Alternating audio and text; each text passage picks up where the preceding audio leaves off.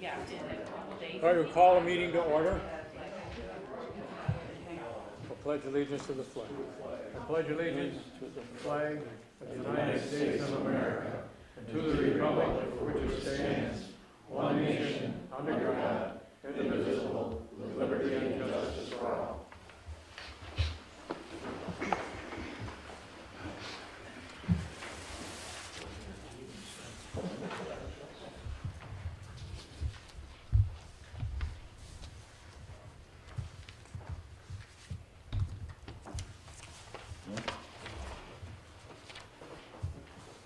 Okay, we need to approve the minutes of the June 14th, 2021 meeting. I make motion we approve. Second.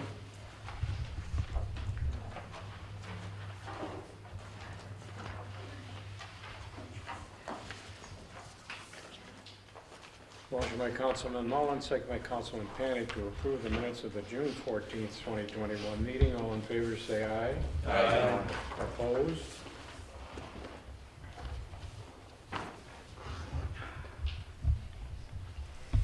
Approval of the minutes of the August 9th, 2021 meeting.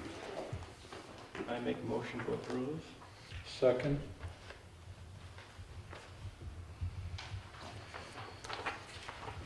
Motion by Councilman Mullins, second by Councilman Panic to approve the minutes of the August 9th, 2021 meeting. All in favor say aye. Aye. Opposed? Carried. Approval of minutes for September 13th, 2021. I make motion we approve September 13 minutes. Second. Second. Motion by Councilman Mullen, second by Councilman Panic to approve the minutes of the September 13th, 2021 Town Board meeting. All in favor say aye. Aye. Opposed? Carried. Motion to approve the Supervisors monthly report for September. I just have a comment on it first. Okay. Right now, on the total fines and forfeitures, we're on target to hit about $90,000 in revenue this year on a budget of $160, so we got about a $70,000 shortfall there. And if we go back to 2019, in 2019 we were around 240,000, so we've got even a bigger shortfall going back to pre-COVID. Yeah. So if we're looking for a clearer way to use the American Rescue Plan dollars, it's We've got a place for it. that's what the girls are accumulating. Heidi and Marcy are using 219 as a base, Yeah. and I'll show the comparison.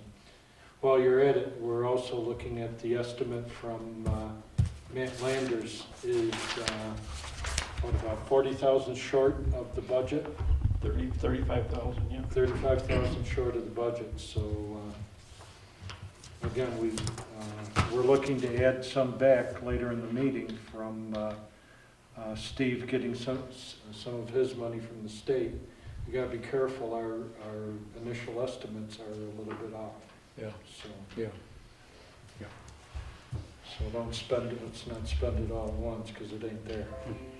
I make a motion, we approve the supervisor's report. Second. 20 September. Motion by Councilman Mullen, second by Councilman Panic to approve the Supervisors monthly report for September 2021. All in favor say aye. Aye. Opposed? Carried.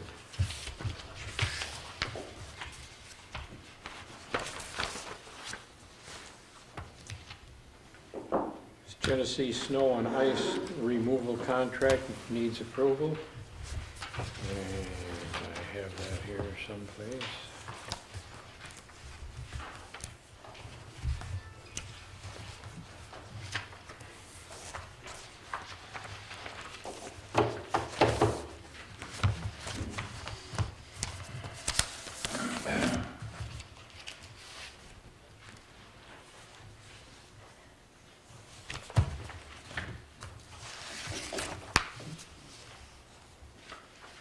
Intermunicipal agreement between Genesee County and Town of Stafford for the provision of snow and ice control services. Do you want me to read it all? No? You don't have to for me. No, okay, well, What's, it's all here if somebody wants so to what's read the it. recap at the end? There should be a resolution in the back of the folders. Yep. Yep. In witness whereof the parties have hereunto executed the agreement that they set forth above. And there's a place for the County of Genesee, the chairman of the legislature, chairperson of the legislature, supervisor of the town of Stafford on this. And then we have the notary's statement after that. So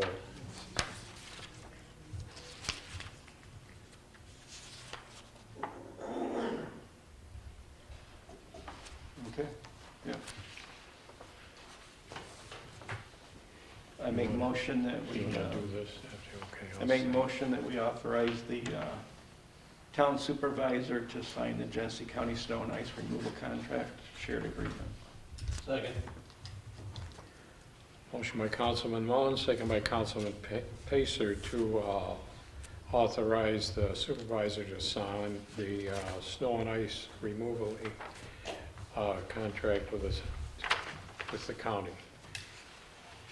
May I ask a question, please? Yeah. Is this contract a contract that says that on our state roads, the state is all, we accept that they will plow our state roads?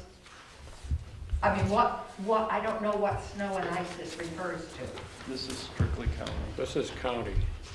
County, okay, so my road, is this who plows my road? No, the state does. Okay, the state does. I'm just trying to get it Yeah. all in my head. Thank you very much. Yep. Okay.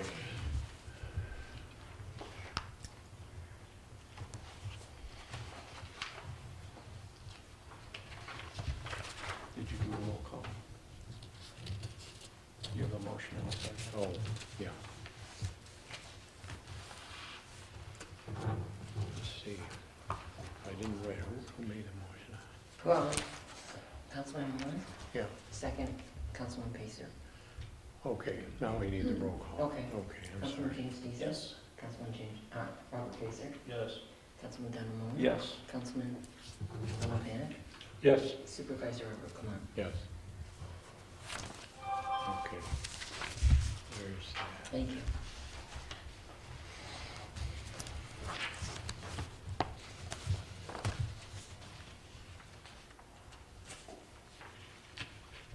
I've reviewed the union contract, as has Steve, and we're ready to have you sign it. So I make a motion that we authorize the supervisor to sign the contract between the Teamsters, the collective bargaining agreement with the Teamsters and the highway.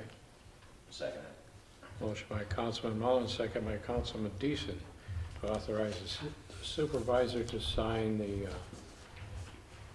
contract between the town and the union for, I think this is 3 years. Yeah, it is. Yeah. Yeah, starting on January 1.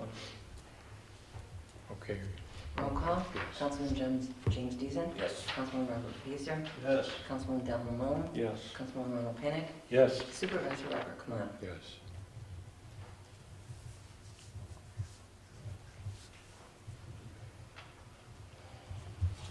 Okay, there's that. Thank you. I don't know, No, no, is there thank you. something?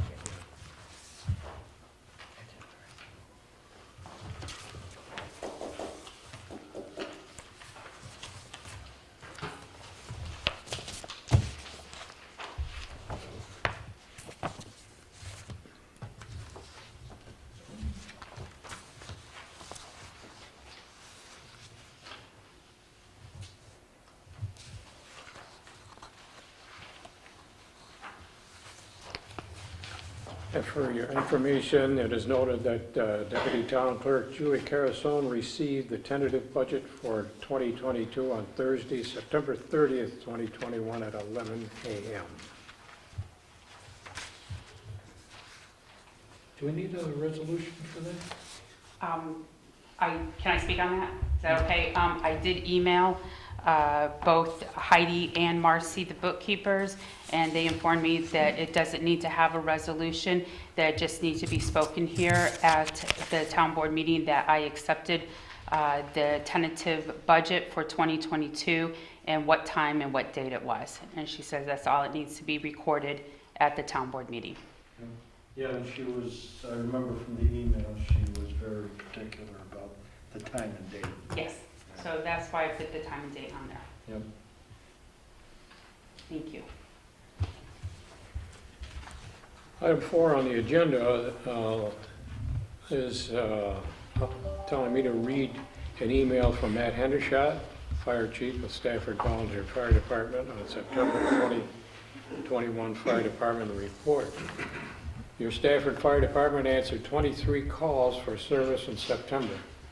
Additionally, the department completed quarterly SCBA air pack training, live car fire training, and emergency vehicle operations, as well as EMS training for our EMTs.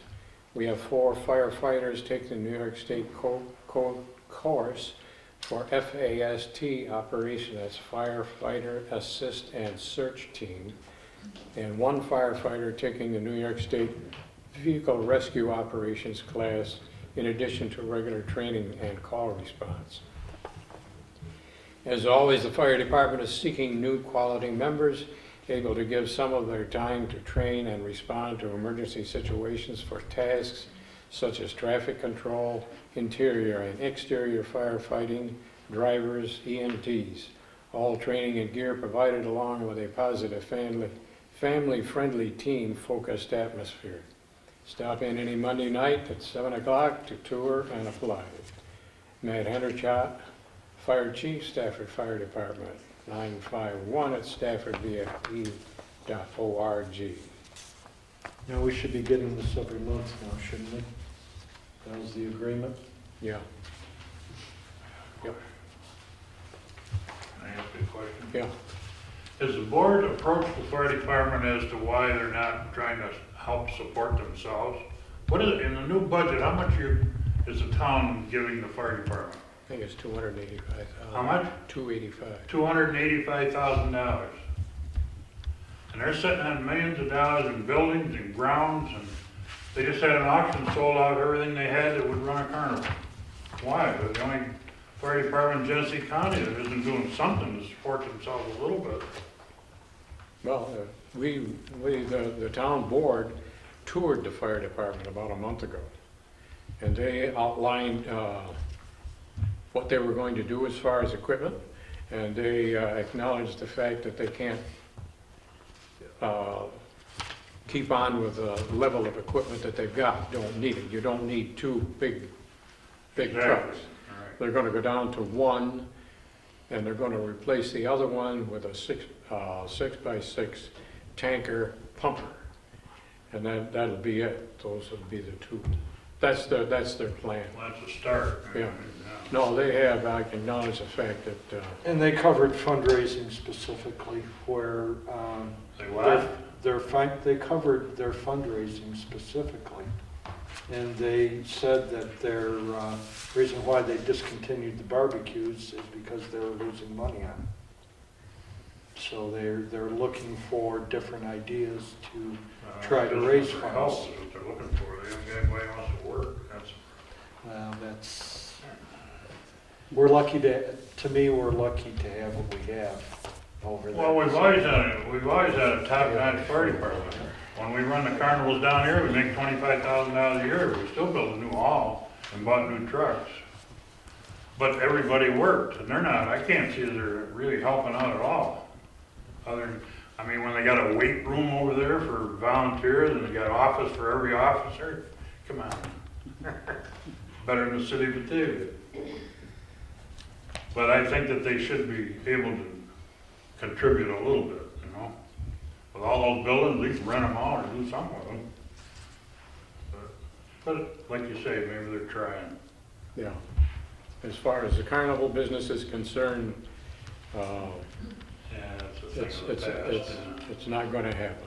Is there anybody left that still has one? Does Elba, I think? No, I Oh, don't you think go so. near the lake, they all have them over there. Hilton and Hamlin.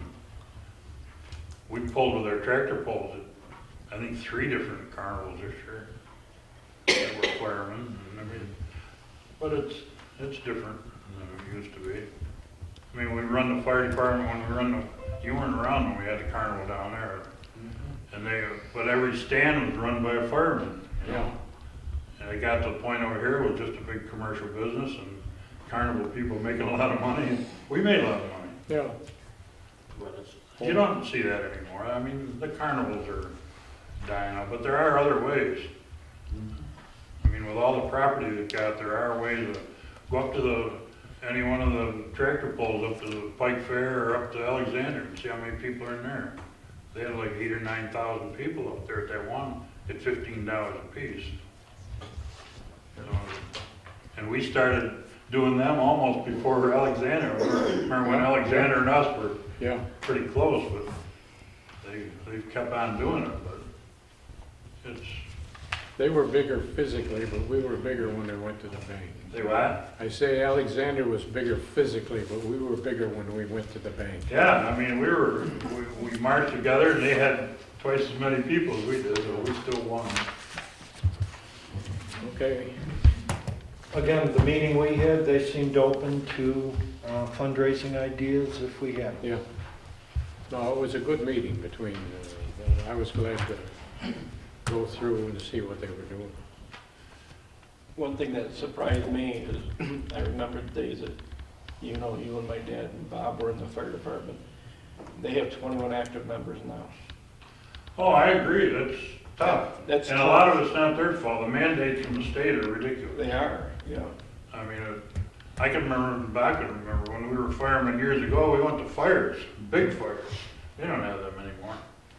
I mean, if they do, they got waters right in front of the house, in there, most of the places.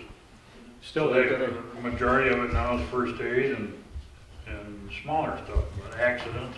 they still have to maintain a tanker. But they still gotta maintain it. I asked the chief the other day, when was the last time you run over to Deep North Barns over there? We used to do that all the while. They ain't got a clue. What about the hall rent?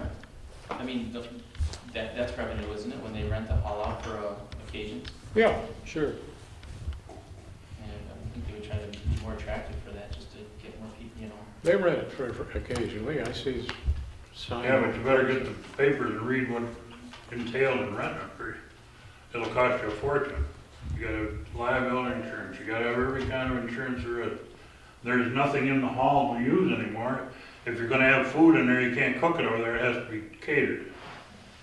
So, it's a waste, there's nobody gonna rent that hall. Okay, enough said. Bail reform letter. I can read it. Just in the first paragraph, I had to cross out a sentence. So when we're done, if we approve it, before we can all sign it, we just have to make that change.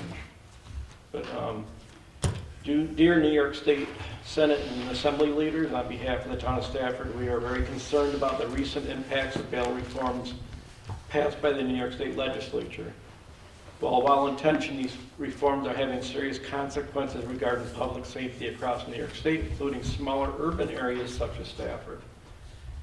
If criminals know there are no consequences for their actions because they will be right back out on the street, then it is only logical that crime is going to increase.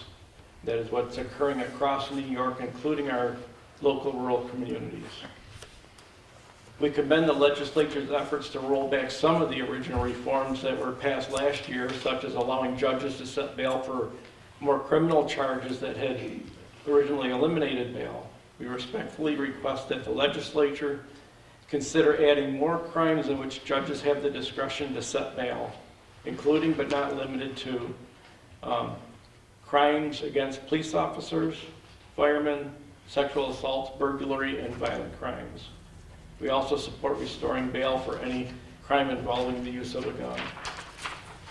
At the end of the day, judges should be able to determine whether a violent criminal possesses a dangerous threat to the community and can be held without bail. As representatives of the residents and taxpayers of the town of Stafford, we respectfully request that your significant role in leadership in the New York State Senate and Assembly, that bail reform be revisited by the New York State Legislature in due haste.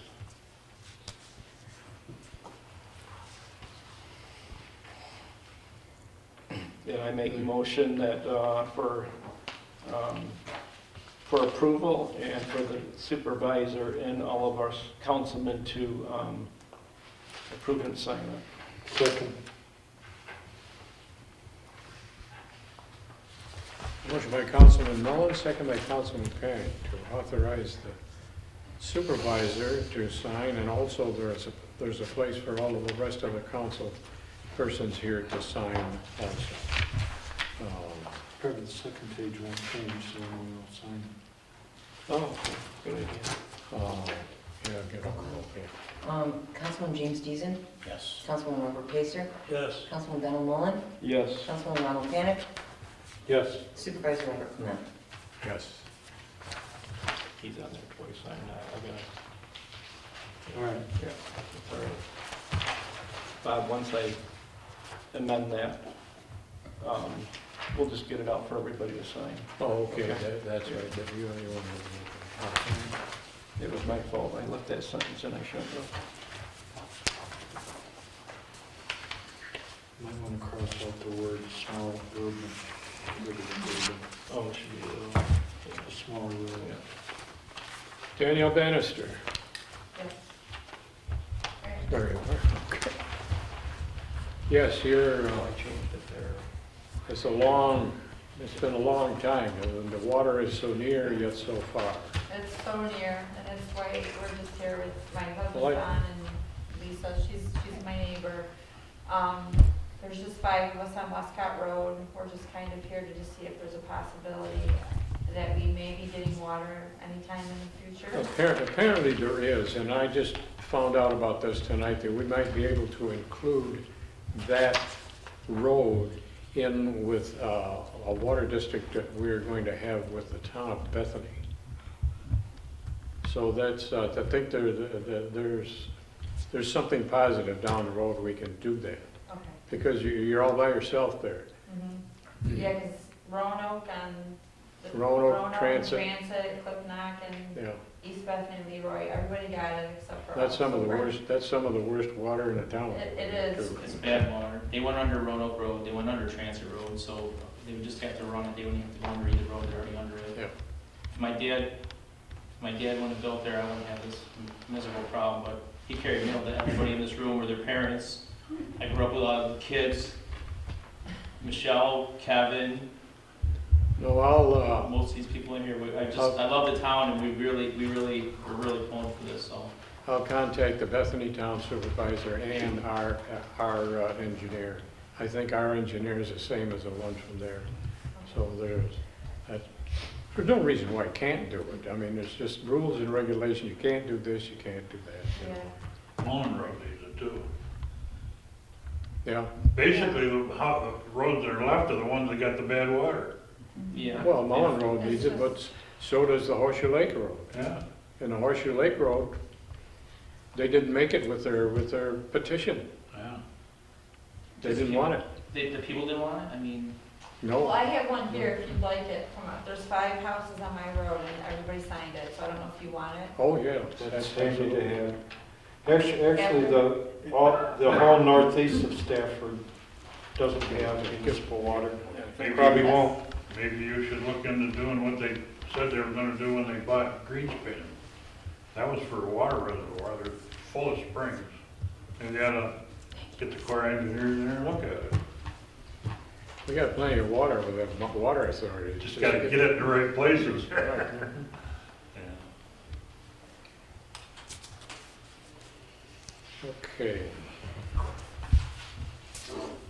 thank you for looking into it, thank you for letting us Well, know about it. It's- This is the first time, and like I say, I just heard about it tonight, so We'll work on it and see what happens. Yeah, we really appreciate it. Oh, yes. I can't think of any reason why not, but there's always reasons why not, so. Okay. I'm gonna pass by this number 2. Kathy,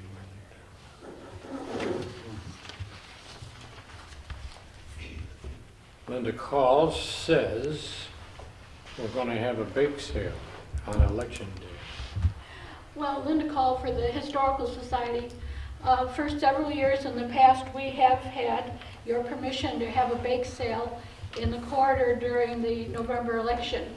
Last year, at the height of the pandemic, we didn't have a bake sale, but we had our display out there featuring the 19th Amendment centennial of 100 years of women having the right to vote. This year, we would like to, however, ask you to have our bake sale again. It's a good fundraiser, and it also puts our face out there to the community, telling them that we are the Historical Society and we have the museum here at the back of the town hall. In the Penny Saver this week, there are 2 bake sales being advertised, and one's in Caledonia and one's in Elba, and it's in the same time period that we're talking about, not election day, but in the same month. And I would just wish that you would consider letting us do it again this year. Thank you. Sounds good to me. I don't know, someone want to make a motion? Motion to allow the Historical Society to have a bake sale. Second.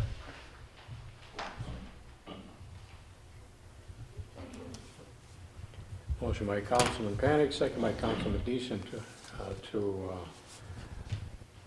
authorize the election day bake sale. All in favor say aye. Aye. Aye. Opposed? Carried.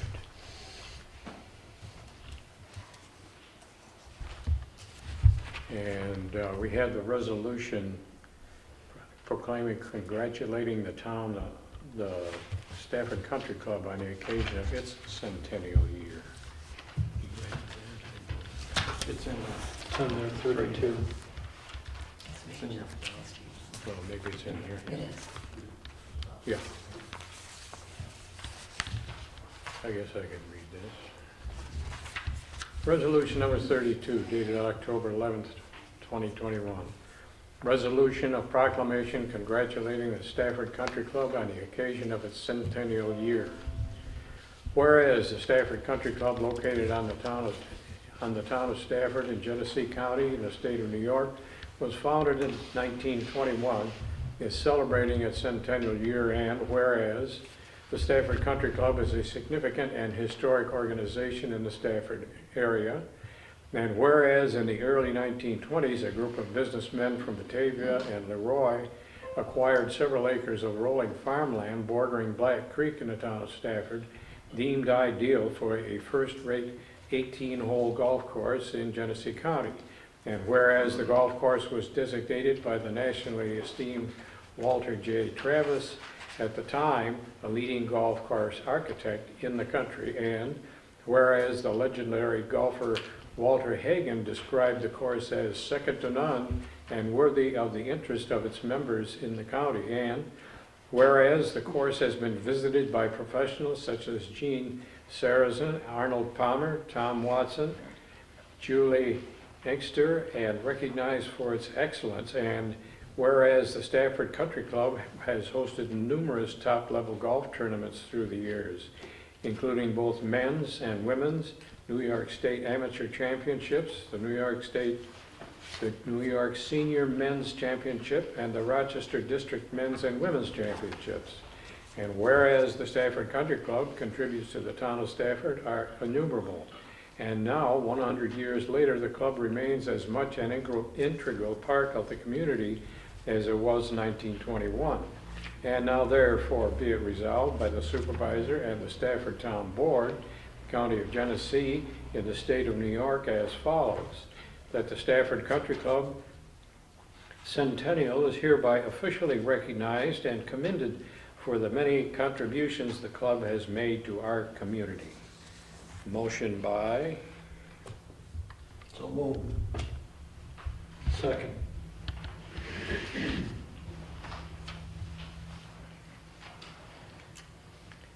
Motion by Councilman Pacer, seconded by Councilman Panic. Roll call vote. Councilman James Deasy. Yes. Councilman Robert Pacer. Yes. Councilman Donald Mullen. Yes. Councilman Ronald Panic. Yes. Supervisor Robert Clement. Yes. And you want to use this one? No, I have to doctor this.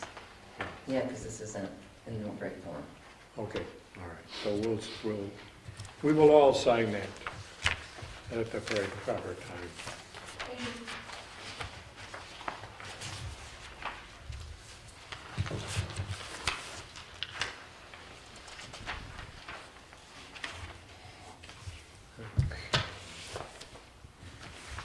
I gotta get college thing. Okay, let's get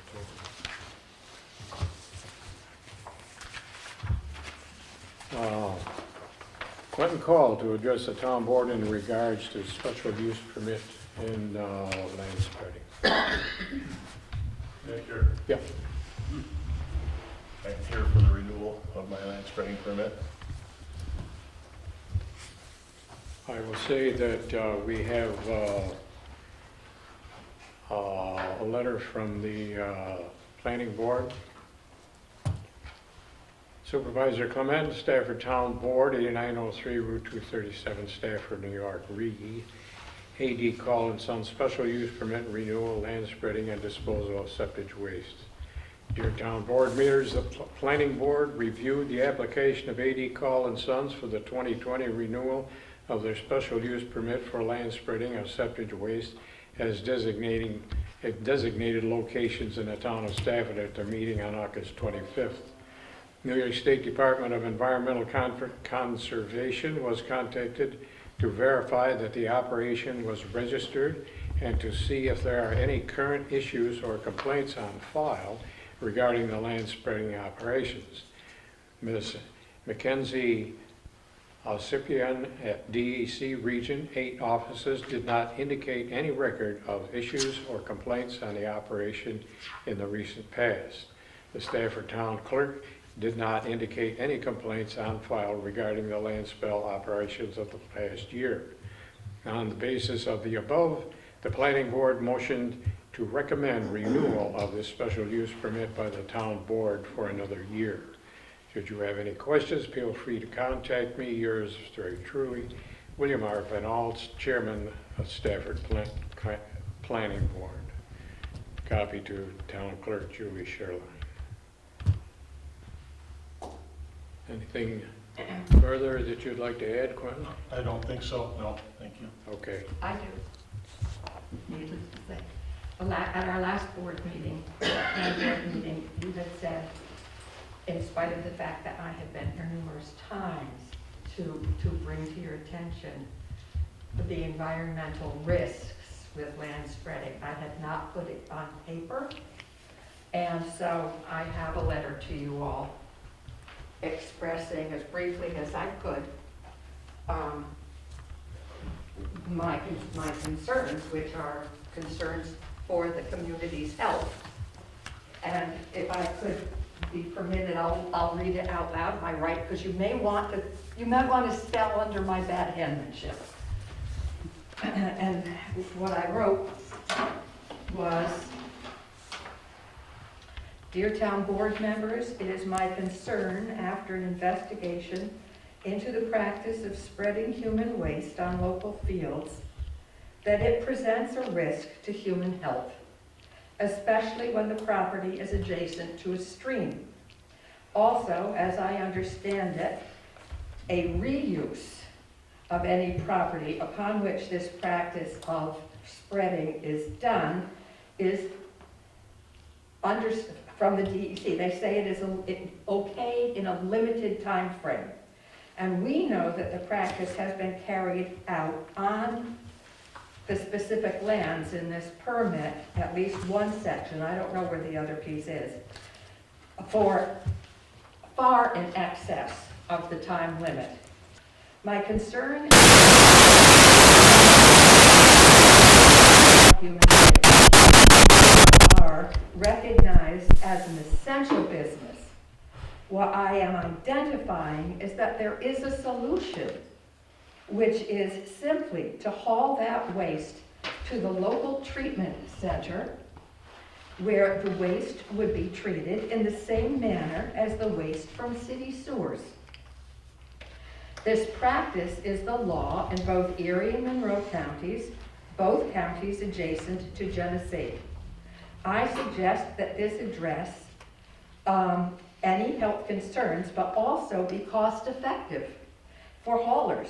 The spreading practice, according to the DEC regulations, requires land, the equipment to spread the waste, the equipment of turning that human waste under within 24 hours, seed for a cover crop, equipment to plant said seed, the turning under of said crop, the manpower to accomplish all of the above, the gas to run the required machinery.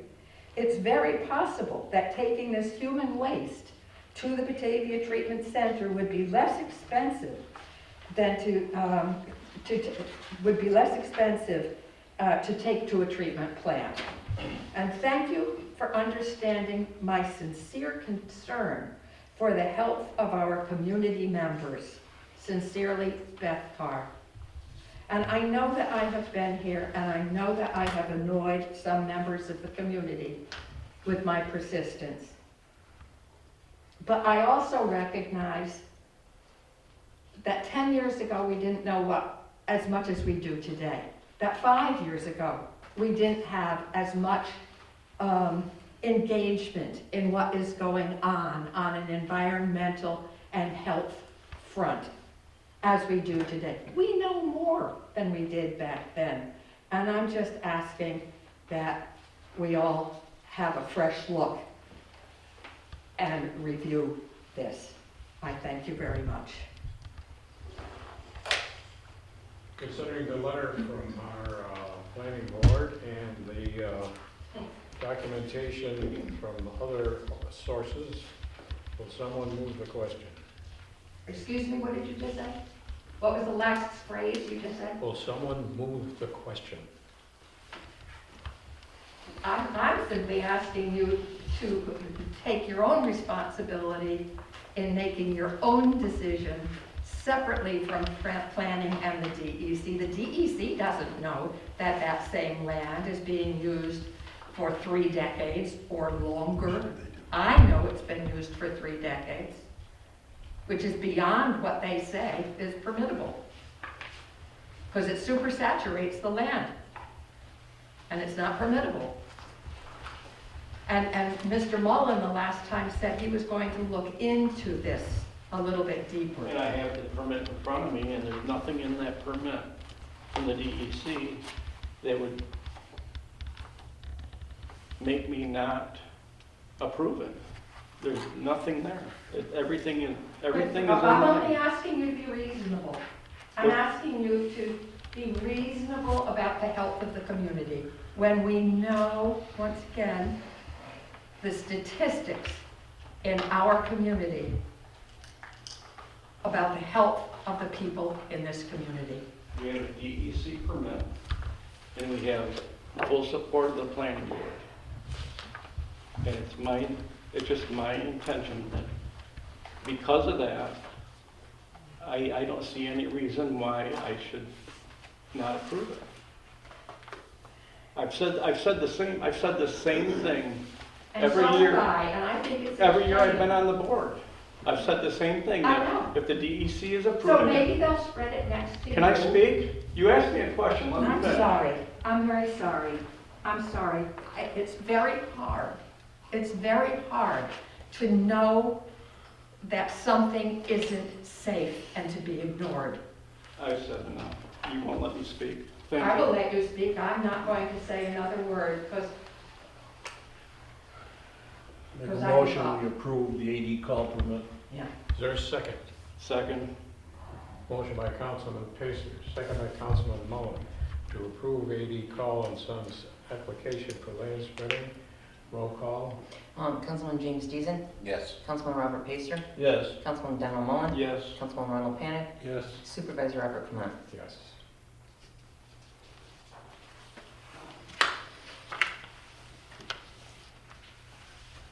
Hey Beth, if I may, I know you've got a petition with some names, Yeah. but it says in the letter from the planning board about if there are complaints or concerns, they need to be taken to the DEC and put on record.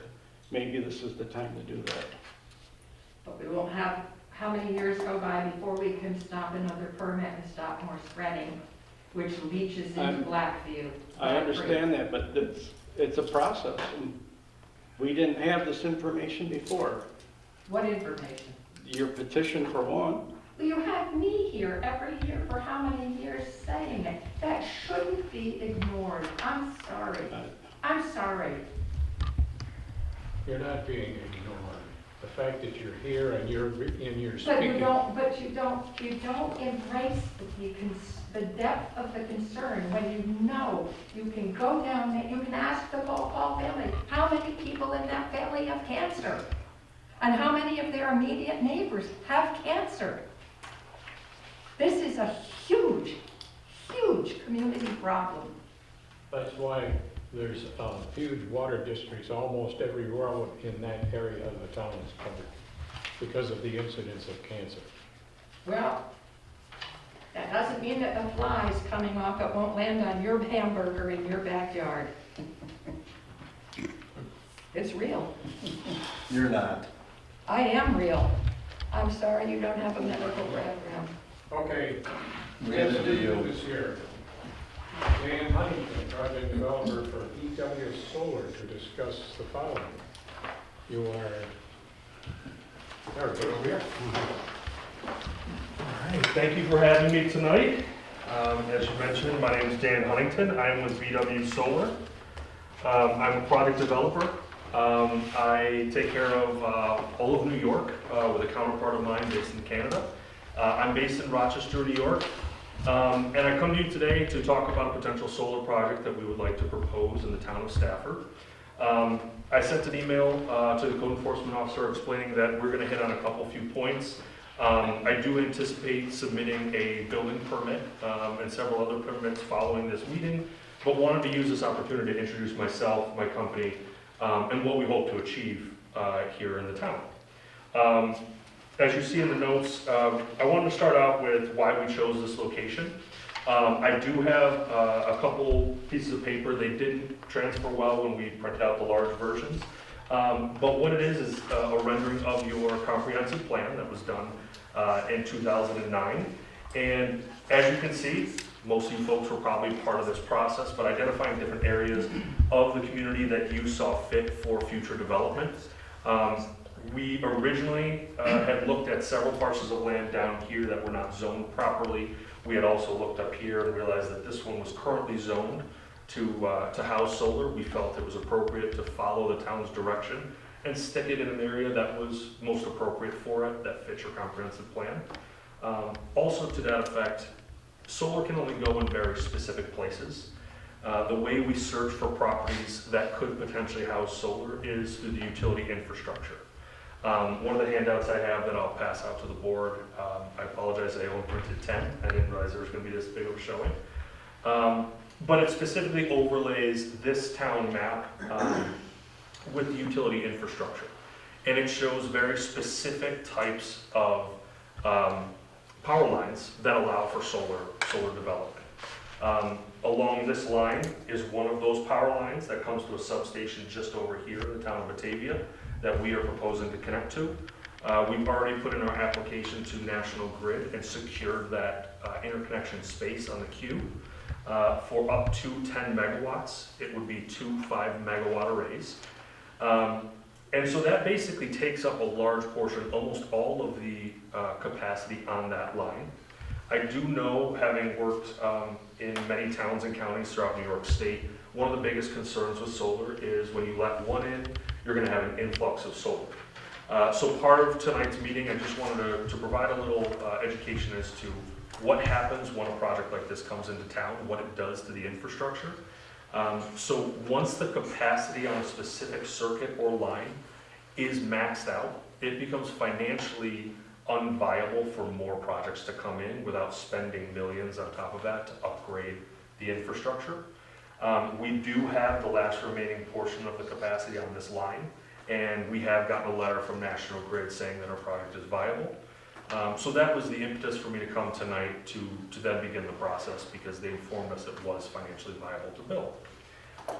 I know several other projects have been proposed in this area, and I do know that the Economic Development Agency is building a 1 to 2 megawatt project right across the street from us on some of the land that is owned by the college. There are some projects north of the town and south as well. Our company specifically is just got a project approved in Alba for 5 megawatts, and we're currently working on another 5 megawatt project down in Pavilion as well. So our hope is that this design would follow a similar process to the project in Elba, sit on roughly 30 acres of land, include all the fencing and provisions of the town solar law, and incorporate screening and mechanisms to pull it away from the road so that it isn't adjoining properties and on the main road, right on the Batavia Stafford town line road. In the process of how we find these locations, we are looking at topography. We're looking at the type of space that we have. Are there natural barriers that we can use to help make this a little less visually impactful to some of the neighbors? And what we found very appealing about this specific property was it was abutting the railroad tracks coming right down here, which do make for a very natural barrier. They have trees lining it as well. And our focus is to bring this solar project to the back of the property as far as we can, so that again, it has space for the current landowners to farm the front of it, but also pull it away from the road and allow us space for buffer. Excuse me, when you're referring to your map, I'm sorry to interrupt you, but when you're pointing to it, those of us who are many feet from you cannot identify the road or the location that you're referring to. Can you please refer to it by location so we will be able to understand what and where you're talking about? Yes, I can. That'd be great. Yep, it's right along here on the Batavia Town, Stafford Town Line Road. The college is right here to the west, and it is this purple area identified down here by the industrial portion. So it's right up here as the road bends to the right, just south of the highway. What road is that? It is the Batavia Stafford Town Line Road. But what's the intersecting road? 33 would be the closest. 33, yeah. Or the college. Or the college road. Route 33? Yeah. Thank you. So what I'm going to move on to next is we have a preliminary design. We are currently working with Labella Associates. They're an engineering firm. They are also doing the project for the college as well and the Economic Development Agency. This is a very preliminary version. What we asked the engineers to do was take a look at the town solar law, and without any guidance from us, we asked them to produce a plan that fits within the footprint of the property and follows all the town's codes and laws for civil design and engineering. What they produced followed your law almost to the letter of the law, except for two provisions, which we'll talk about a little bit later. So this is what we are calling GENESEE 5. There are 2 arrays. There's GENESEE 5 and GENESEE 6 located on 2 separate parcels. As you'll see, there are 200-foot buffers around the entire property. Part of what we're going to be asking the town for is you have 2 provisions in your law that are unique to the town of Stafford. One of them is a 1,000-foot setback from any residential property. And we see setbacks all over the state. 1,000 feet is a little bit larger than we're used to for residential setbacks. 200 feet on property boundaries is also higher than the NYSERDA standard. So what we're going to be looking to do is talk to the town board, talk to the zoning board, and also the planning board to figure out what is an appropriate setback, what that process would look like, and if by applying for variances, we can actually bring some of this solar further to this property line, which is currently being farmed, bring it away from the road and use the natural topography of the land to actually pull it away from residential homes and further to the railroad tracks, which we think meets the plan of the town, the comprehensive plan, and meets the intent of having solar in that area without unnecessarily burdening any of our neighbors. So this is, again, very, very early on stages. We are going to be changing this once we go to the zoning board and asking for if variances will be allowed. But again, I wanted to explain the purpose of the variance so that it fits within the plan of the I've community. got a question. You had mentioned 1,000, you wanna change the setback, 1,000-foot setback from residential homes. But in there, you're saying you wanna change it on the back end to move them away from the residential homes. Which is it?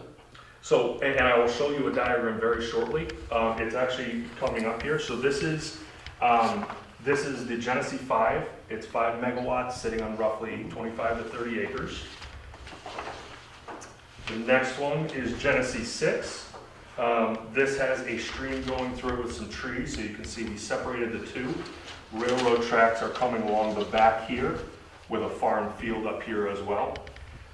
And to your point about the residents and where the setbacks are, currently in your law it says 1,000 feet from any residence from the solar energy facility.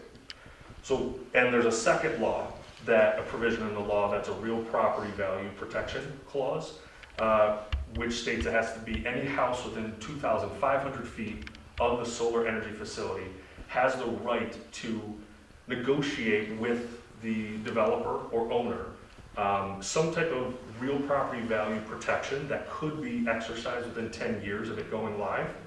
So those are two situations that we typically don't see in solar laws, and I can show you why I'm bringing that up. So this is a very rudimentary map showing the properties that would be affected. Excuse me, was that last one we looked at the same as the first location? Or is this GENESEE 5 and GENESEE 6 two separate locations? It's on two separate parcels adjoining each other right next to each other. Okay. Yep. So to your point, here's the college right here. Here's Batavia Stafford Town Line Road. Here are the two parcels that are in question. So And where is Route 33? just please? east of the college. So we're 33 down below there. Right down here, I believe. It's coming diagonal like this. So it comes right up to Route 33, or it does not? It does not. It does not. So what you're seeing here is any property highlighted in orange would be a residence that would have an impact on the 1,000-foot setback. So in essence, what the 1,000-foot setback does is it makes one of the only properties you guys have identified on your comprehensive plan not viable for solar. Basically, you're squeezing a solar facility into the very tiny center, and at that point, you would have less than a megawatt because all of these properties would have to be at least 1,000 feet from its edges. So I completely understand the intent. We see it all over New York State with setbacks and different provisions to try and protect homeowners who are adjacent to the property. What's unique about this parcel of land is there's not a single residential home that is adjoining the property. Every single residential home that would be affected is, I take that back, there's actually one sitting right up here. Every other residential home is either across the street, outside on a different property line, or across the railroad tracks, or off of an agricultural field. So it's a bit of a unique circumstance in that any home that would have the 1,000-foot setback is actually not next to the property. The second piece to this is asking for the variance is we would like to start the development in the backside by the railroad track, get as close to the railroad tracks as possible, and to this property line here where there's farm fields currently being farmed by the landowner, and then allow that to stay as far back as possible so that when we do start coming forward, the farmer is then available to farm this front section and create a natural barrier, but also have a functioning business as well. We want to make sure this is dual purpose. The third color you're seeing in red is every single property that would have the opportunity to take advantage of the 2,500-foot real property value clause. I'm sure it goes without saying that this is not financially viable to meet for any project. To negotiate some type of home value protection plan with over potentially 100 residential homeowners individually for a 10 megawatt project will be a project killer, not only for us, but any project in the town of Stafford, period. Same thing with the 1,000-foot setback. If you do an analysis on all the properties in the town of Stafford where the solar viable circuits are, you'll find that there actually are no pieces of land where you can accommodate both of these. And I will say, just from personal experience, the whole real property value protection clause will be a project killer for any solar company coming in at any time. So it is our hope that we would be able to work with the town board to either A, try to write provisions to those laws that achieve the goals you're looking for of protecting homeowners, making sure that you don't have solar projects popping up right next to someone's residence. We completely understand that, and we try to be as sympathetic and conscientious of that when we are looking at parcels of land.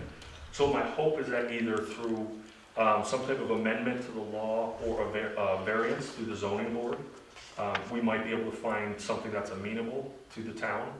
And then also the portion of the real property tax law, we're hoping the town board, or again through the zoning board, we'd be able to find a way to remove that from it as a stipulation, because it would be a project killer.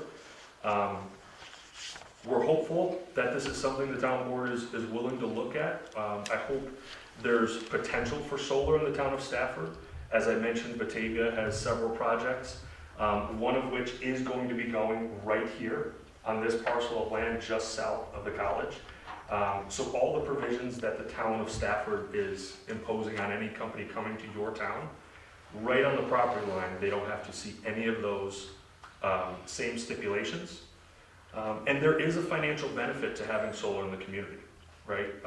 We worked on a pilot program with the Economic Development Agency. A pilot is payment in lieu of taxes. Most people hear that and they think, oh, you're not paying taxes.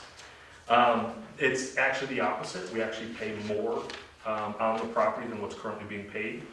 The reason the pilot is so important to us is because New York State currently does not have tax code to regulate or tax a facility like this. They have recently proposed through NYSERDA and the IRS what could be a tax law, but it is in the comment phase with New York State. As many of you know, it's going to take another year plus to finalize those laws. So what a pilot does is it gives us a foundation to reasonably understand what our tax obligation is on a year-to-year basis for the next 15 to 30 years. Currently in Genesee County, the base is $6,000 per megawatt, and that is split between the three tax jurisdictions, so the county, the town, and the school district. On occasion, if there's any kind of special provision, the fire department is included. So as a 10 megawatt project, you're looking at $60,000 a year. That would be split between those three entities. It's a predetermined split. It's based on what the current tax rate is currently. And we'd be looking for anywhere between a 15 to 30 year pilot. So what that is it's unearmarked, unallocated money that can be spent however the town sees fit. We are not building any roads that the town would have to maintain. We're not asking for any additional services. We're not bringing any additional students or families into the town that would burden the schools and eat up that potential found money. It is a net positive situation where we are paying a little bit more than what you would typically see for this area. Normally, pilots are in the 4,000 to 6,000 range, but Genesee County has set their limit at the 6,000 mark, which works well. And so our hope would be that we could look at those two provisions in the law, look at the design of the array, and hopefully work together to find a design and footprint that works for the community, and hopefully have a long partnership with it as well. Some of the benefits with being right next to a college is working with some type of program with the students. We've also done programs with the fire department to train them on how to address any issues that are there. We've also coordinated programs with local schools, elementary schools, high schools to do tours of it as well as part of an educational piece. So it's very preliminary. We're just getting our feet wet here and trying to gauge the temperature of the town. But I want to thank you for your time, and thank you for allowing me to speak, and I'd be happy to answer any questions, but I hope this is the start of a conversation, and hopefully plans for the future. I have a question. And that is, when you have a solar array like this, how do you maintain the vegetation underneath? Yes, so we have an operation and maintenance plan. Typically what we include is, with a landscape architect, we'll design some type of visual barrier on the outside. But what you're gonna see normally is reseeding of the ground with types of grasses, and then pollinator-friendly type vegetation on the outside. And what's going to prevent, now, I have a bit of land. Everybody in Stafford has a bit of land. Yep. And this year, due to climate change, things like grapevines and oh gosh, what is it, creeper? It turns red, it's got 5 leaves. Anybody know the name of what I'm thinking of? Poison ivy. No, not ivy, that's 3 leaves. No, it's a Virginia creeper, okay? Gone crazy, gone crazy. So how are you going to abate such vegetation? Yeah, so in our operation and maintenance plan, we will present that to the town as to what we plan on doing on a monthly basis. We do have to keep the grass low. We don't want tall grasses. So we will have some type of company locally mowing it. We will have someone locally. There will be roughly about 4 to 5 part-time jobs after it's constructed. Majority of the job creation is during the year or 2 that it's being built. But we do have to keep the grass low for safety and maintenance reasons. We are planning on using trackers, so they are panels that follow the sun. So we have to keep the grass low, we have to keep maintenance of clear access points for electricians to come in and monitor it. How do you keep the grass low? Well, I mean, they're not very far off the ground. If they're like the ones on Bank Street Road, those are quite low to the ground. yep, we use lawnmowers, weed whackers, all the same stuff you use at your house. On occasion, we have used sheep grazing. So there's a multitude of ways, And but will you it's, use pesticides? I don't believe so, no, we wouldn't have a reason to. I should wait and try the kinds of vegetation I'm speaking. If we had something growing up and onto the panels, we would have to address it, but the goal is to keep it low so that we can maintain and access all the equipment. And you that's have there. access to sheep that you can bring in? I mean, is this something that you Right all- now, we haven't sourced that yet, but other projects have requested that we do some type of sheep grazing. It's becoming more and more common. And you let them loose in there for a couple days, they do their thing, and you pick them back up. They wouldn't be our sheep, we would find someone locally to help assist us. Release the sheep from? Exactly, yeah. Yeah. I have a couple questions, and these might be kind of ignorant because I'm kind of new to this. I want to know, why are we building why do you want to build another solar farm when we have several solar farms around the area already? We got the ones on Bank Street Road, we have some going out towards Pembroke, we got some going out to the town of Batavia. So what is the need to build another one? Why can't we use those and maintain those? So in terms of the solar farms that are already built, those are not owned and operated by us. Right? The benefit of building more community solar is there is the opportunity that this solar stays on the grid locally. So one of the benefits and reasons for it is you could opt into a program that would reduce your electric bill by 10%.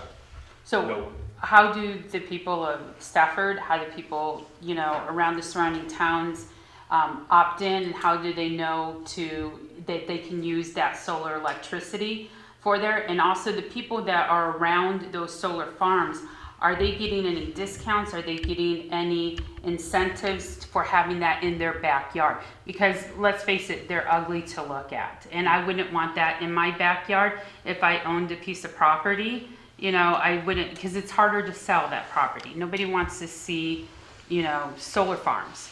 So how do you, get those people to get a buy-in to, have a solar farm built around their property? So as I mentioned before, what we're gonna ask for is variances to push this as far away from homes as possible towards the railroad tracks. We will do visual studies to see what the visual impact is. Okay. From my preliminary analysis of walking the property, It is almost impossible for any of these residents to see across this railroad track area with the elevation of the land and also the foliage. Okay. Now, I did that in the summer. When leaf comes off, it could be slightly different. So we're definitely cognizant that there is a frustration. One of the main things we hear is, I like solar, great idea, not in my backyard, right? You hit the nail on the head. Yes. And I completely get that. So what we're asking is, with those variances, by pushing this further back, it'll give us more space here to actually put in screened-in buffers, using a landscape architect, but also allowing the current landowners to continue farming it with corn, or whatever they end up planting that year, to still maintain the look and feel of this area and not have it right on the road. So we are trying as much as we can to accommodate and make it as visually non-intrusive as possible. But it is frankly almost impossible to prevent everyone from seeing it at all times. And how long do these solar farms or these panels last for? So currently, the manufacturer warranty is usually somewhere between 20 and 25 years. That would hopefully be the length of our pilot program as well. And what we're hoping for is that by the end of that 20 to 25 years, typically the production drops by about 10%. Now, simple analogy, if your car loses 10% of its tread, you don't run out and buy new panels, simply because it's not at 10%, as efficient. What we do hope for in the future is that the panels will grow in wattage capacity, so allowing us to produce the same energy on a smaller footprint. So 2 years ago, I was using solar panels that were 350 to 375 watt panels. Now we're looking at putting 550 watt panels and shrinking the footprint even smaller. So the hope would be that in 25, 30 years, if this project is still viable and we can still operate it, we would potentially put higher wattage panels, shrink the footprint, and still produce the same energy. So would you take out would you take out some of those panels? Because you're making larger panels, so making it smaller and having a smaller footprint there, so it's not so large. And who maintains these panels on a yearly or monthly or, bi-monthly, whatever, during the year? Who maintains it? Who comes out and checks on it? Because where are you from? Where is your base of operation? Rochester. Rochester. So do they have people that are going to come out and maintain it on a yearly basis to make sure that everything's, going okay and there's no damage and there's no carcinogens seeping into the soil from the panels, because sometimes some of them have that. So what do you do for that, for people who are concerned about that?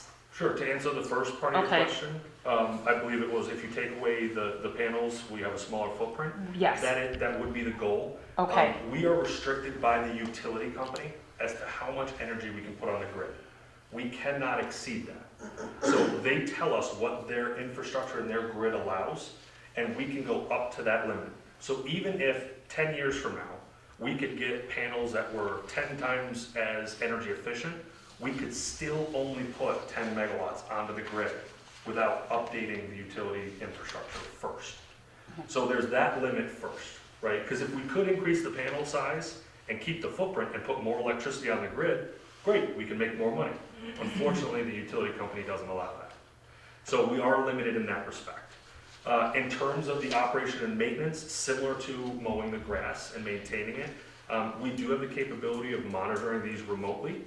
And it is in our best interest to make sure these are functioning at a high capacity at all times. Just like the electric company, if something goes down, they got to get out there and fix it right away. They have suppliers, they have customers who are not getting electricity, who are going to complain, and we have the same thing. If that energy facility is not producing electricity, we are losing money. Right. And it takes years to regain the investment that we have here now, anywhere between 5 and 10 years to finally see a profit. So we need this thing functioning at a very high level at all times. Otherwise, we're pushing our profits out even further and further. And is the electricity just for this area only, or is like New York City or Albany or any of those people going to be able to use that electricity that's being output? So this is on National Grid, Okay, and this is community distributed generation. okay, And so that stays local. So what it can be done with it is it can be sold to anyone who is on the National Grid network. So that could be here locally, it could be 3 counties over. It is not, though, a transmission project. A transmission projects are the larger projects that go on the power lines you see typically going down the highway. right, Those are shipped off to wherever the need is greatest. The CDG, community distributed generation, and distributed generation stay pretty much local, but they can go to other facilities. Typically what happens with CDG projects is you're required to have 60% of it be residential and 40% can be commercial in order for it to qualify as a CDG project. Companies are moving away from CDG because they got rid of a lot of the incentives associated with it. So in layman's terms, it's easier to sell this power to one large buyer, a large corporation that has multiple sites that it can plug this power into and they can get a discount, than it is to go door to door and sell it residentially. It's just time, money, people. Now, if people want to sign up, we will 100% provide the access to a link and how to sign up and give instructions. It's absolutely free, and all it is applying the credit to your bill. So if you're paying $100 and you sign up for this, your next bill is going to be $90. And you can do it on a monthly basis if you want, but that is, I will put this as a caveat, there's a limited amount of power here, so it is on a first come, first served basis. If it is fully subscribed, we can't offer a discount to you of power that we don't have anymore because it only produces a certain amount per year. okay, thank you. How many years do you feel that the transmission lines that we have available now, like the ones through here in Byron and Albion and all that, are gonna handle all this? They keep adding electric. Suppose Niagara Falls decides to go up to full capacity, what they wanna send over. How many years is all these transmission lines gonna handle that? So, it's a great question. One of the biggest issues with transmission lines and moving power from one end of the state to the other is there's a huge attrition rate, right? So if you start at 100 over here at Niagara Falls and you're trying to get it to New York City, by the time it gets there, you maybe have 50% of that. So the energy demand is actually going to continue to go up. And what we're seeing from the utilities is they put out 5-year capital improvement plans, and they are massive, billions of dollars, and they never get to all of them. So they are actively trying to upgrade the infrastructure that we have in New York, and they're pushing them to do it as quickly as possible. But as you can imagine, it is a massive system. There's cascading effects where if you upgrade a substation, it affects all the lines that go to the next one and all the projects on it. So they're pushing very hard. New York State specifically just bumped their renewable goal from 6 gigawatts to 10.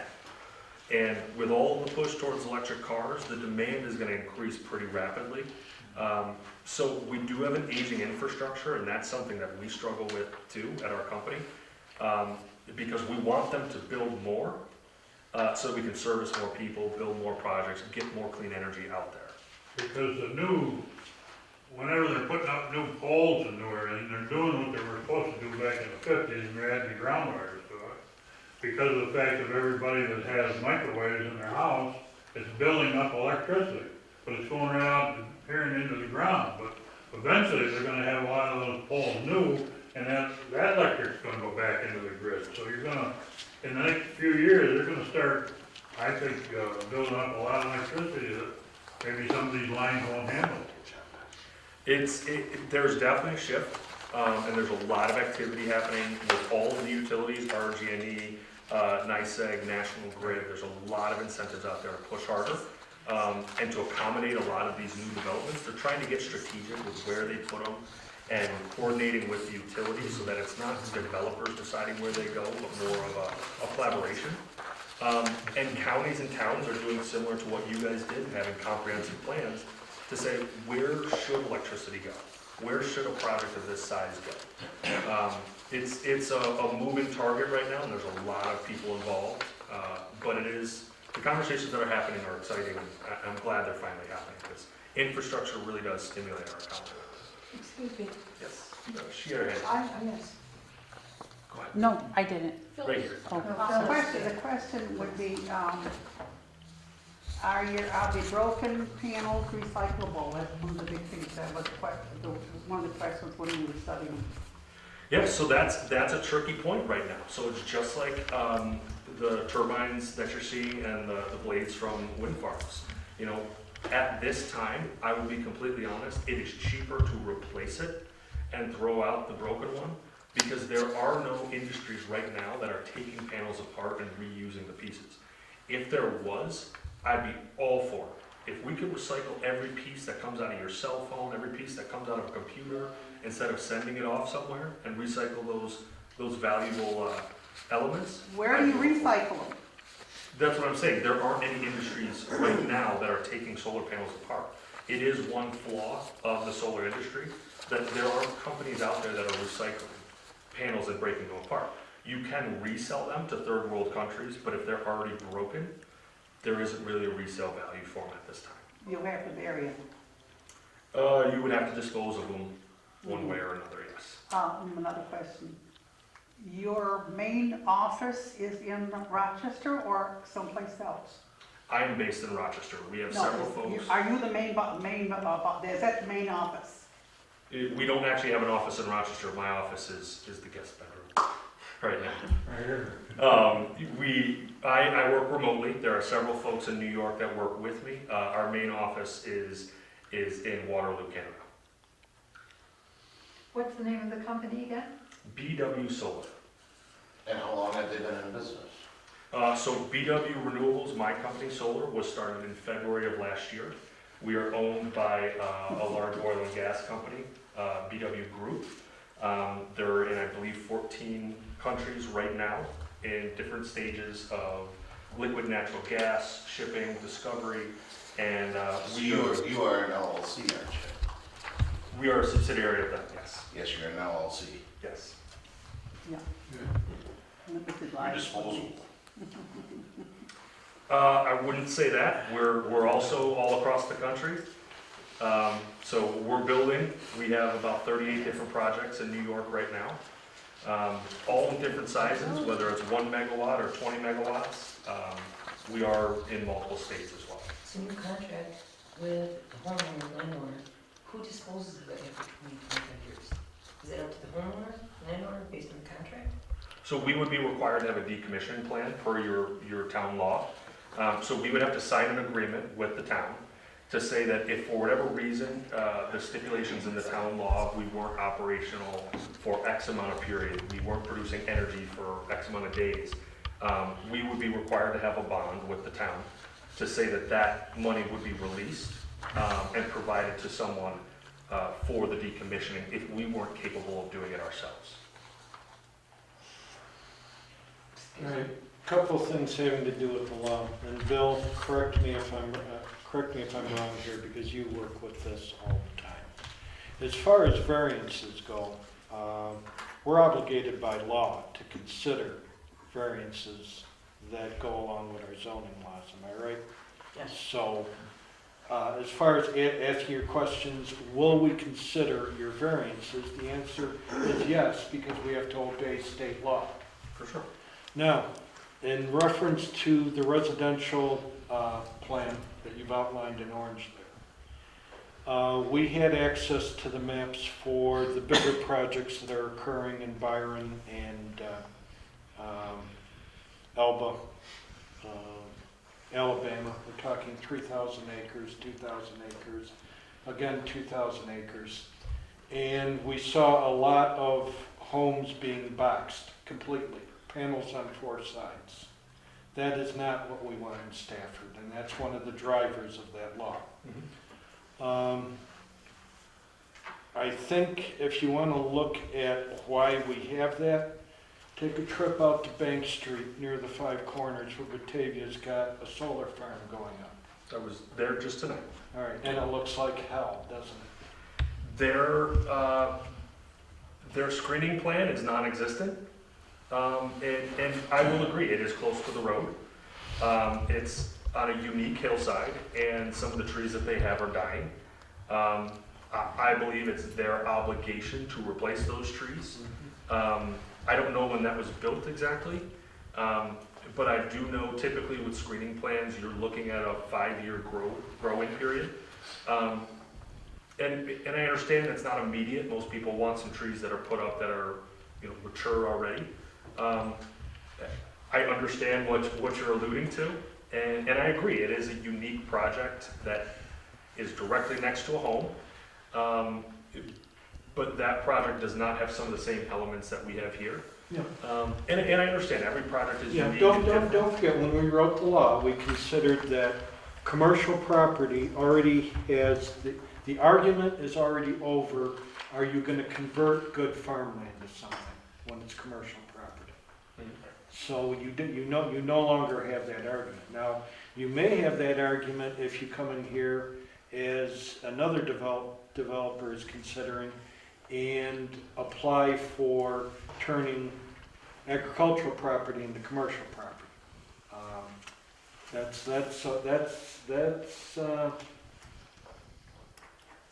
what would you call it? That's kind of a leap right there. And to that point, as I mentioned earlier, we had 2 other parcels of land that we were looking at.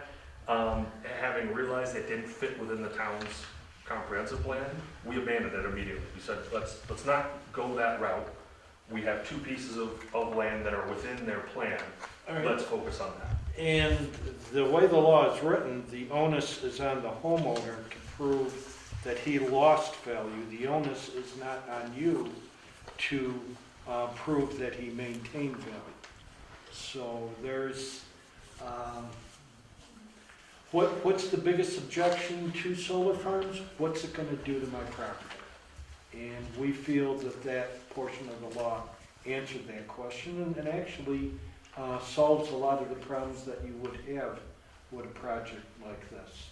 So we're, I guess if you came here asking 2 questions, my viewpoint is, and the other board members can concur or not, is that yes, with setbacks, we have to listen to what you say.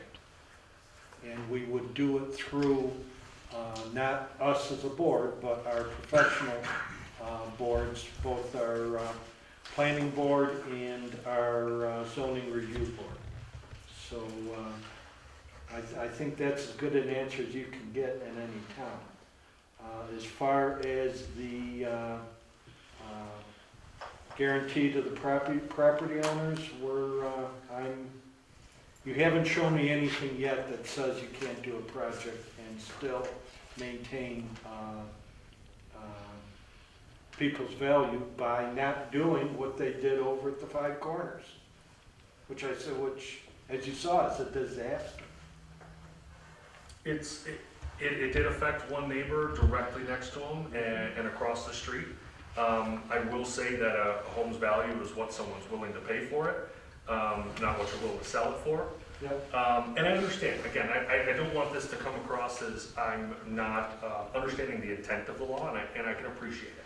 As a town board, you put a lot of thought into it, and you wanted to make sure there were protections in there. I would say your first recourse is you outlined exactly where solar could be. My only concern is that it seems a little excessively punitive to add multiple layers of additional burdens of proof that no other industry is required to do in your town, thus making it a little excessive in nature, specifically for solar. If I was to come in and present another business in this area or for this property, it would not have the same amount of hoops to jump through, making it slightly discriminatory in its approach. Except that those businesses would be coming in with buildings, trees, parking lots, and things that you normally see. We're going to propose those same things. We're going to have a screening plan with a landscape architect. We're going to try and use the natural topography as much as we can to show line of sight. We'll go through all of the normal procedures with seeker, environmental review, DEC, Army Corps of Engineers, all of those steps. We would like to do those. My questions coming in here were, if those 2 1,000-foot setback and the 2,500-foot real property valuation were things that weren't able to be discussed, it's not in our best interest to go and develop a site that we know is going to be shot down from the very beginning. So it would be putting good money after bad in that regard. So I just want to be as transparent as possible, tell you we would like to develop this. Here are the two elements that give us pause.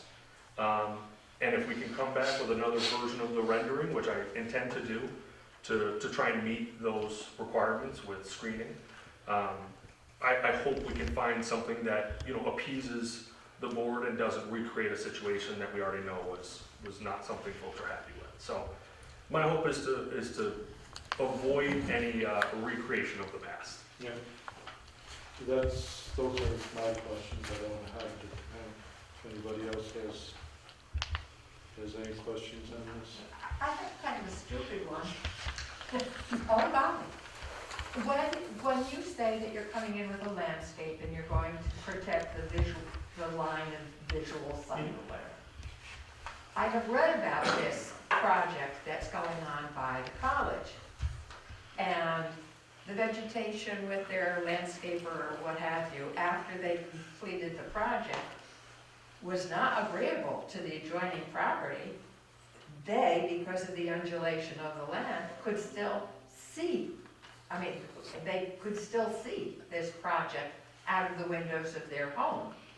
And so so I don't know what the upshot was. That was the last time I read about it, that was again in question, that the company had not gone far enough to protect the adjacent homeowner. And so my question is, so if you do this, are you guaranteeing that the maturity of the landscape is in fact going to protect adjacent homeowners? And what happens if some of that vegetation dies, say because of the salting or whatever on the road, and you lose some of that? Will you guarantee that it will be replaced for the lifespan of this project? Or if it dies, is that, oh well, we did our best? No, so great question. So what we would most likely do is come in with the architect. We would do digital renderings of here's what it looks like on day one as it's being constructed. Here's what it looks like on year 1, year 2, year 5, year 10. And we would show what the plants are expected to do. To the point of something dying, as I mentioned earlier, I feel like the project slightly up there by 5 Corners has some trees that are dying. It is the onus of the owner of the property to replace those and make sure they grow in full to that point. No matter how long, if the tree died 10 years from now, are you still gonna come back and replace it? My opinion is that we should, and we would look into what that would look like as an agreement with the town. The town has the authority to say this is an approval with condition of, and put into the contract of the operation and maintenance that we are required to do that. I fully support that, and I know my company would do the same thing. Because I don't think it should be, we planted it, we're good, we washed our hand of it. We are the owner and operator of it, and so we should be held accountable for whatever happens on the property to our neighbors, just like any other businesses. So to that point, I would say yes, we would come back and replace those trees, and if that's a stipulation the board wants to put into an approval, I say all the more power to you. Thank you. I will say with the caveat, we will try our very best. I can't guarantee that you will never see it. That's difficult. You know, we will do our very best to screen it to all reasonable possibility and put together a plan that we share with the town and with neighbors. Is this project that I'm referring to where they're not happy about the vegetation, screening the project, is that your project? I'm not sure which one. Are you referring By to the the one college. west of the college? There are 2. I'm talking about on Stafford Town Line Road and below Hawley. That project has not been built yet. Are you talking about Is the that one your on Bank? project? Are Pardon you me? talking about the one on Bank Street? That's right along the thruway? No, I'm not. I'm talking about the one that has been in the press, our local press, south of the college, on Hawley Road and Stafford Town Line Road. It's not ours, and I don't believe it's built yet. Okay. But that vegetation issue is an issue, right? That one I believe is being built by the Economic Development Agency.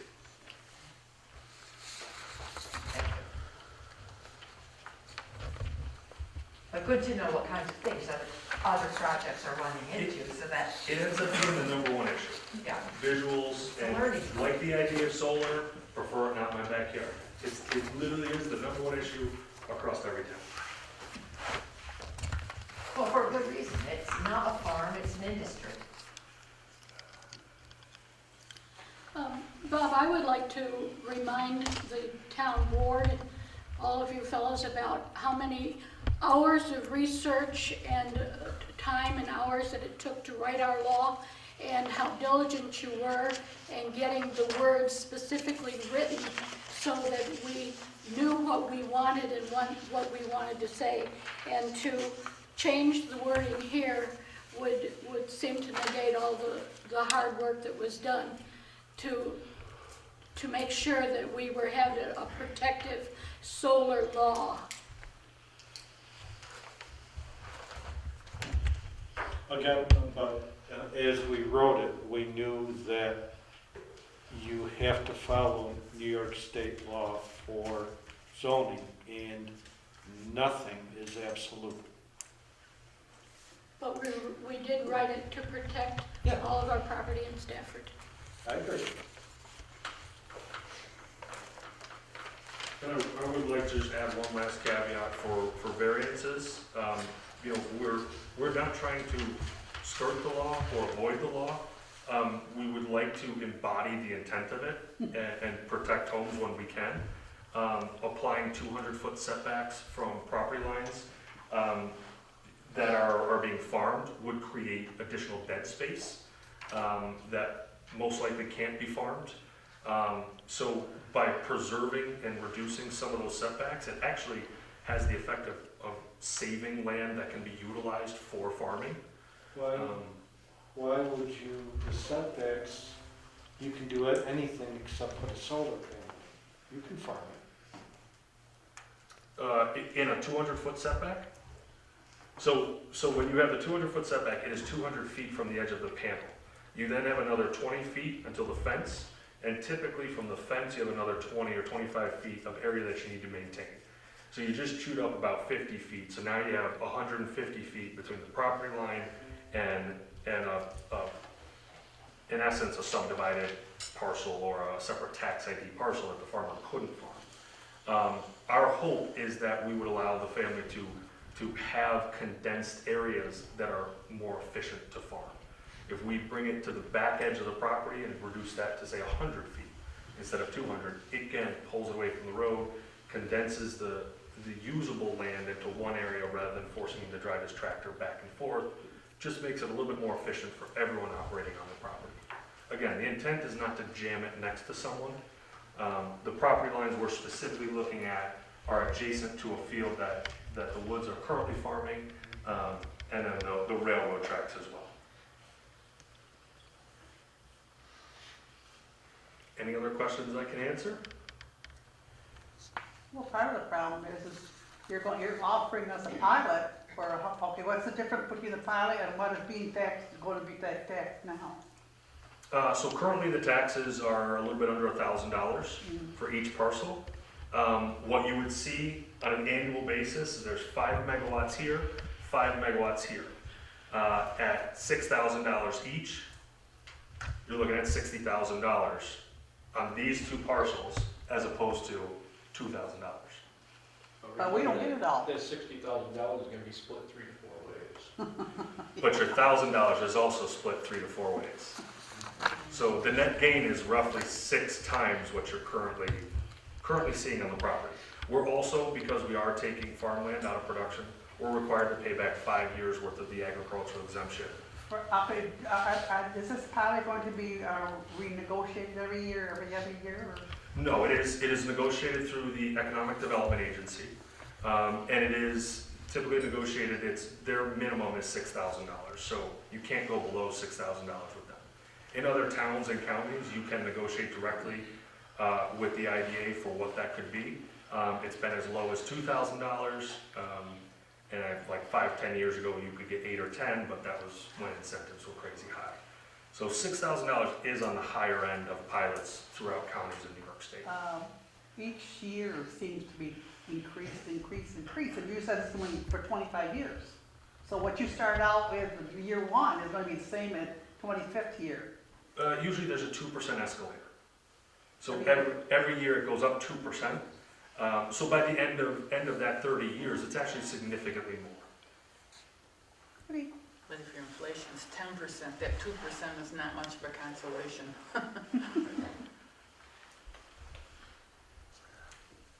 All right, well, thank you for your time. I appreciate it, and I look forward to continuing the discussion and meeting with you folks and the other boards in the months to come. Stamp in 30 years.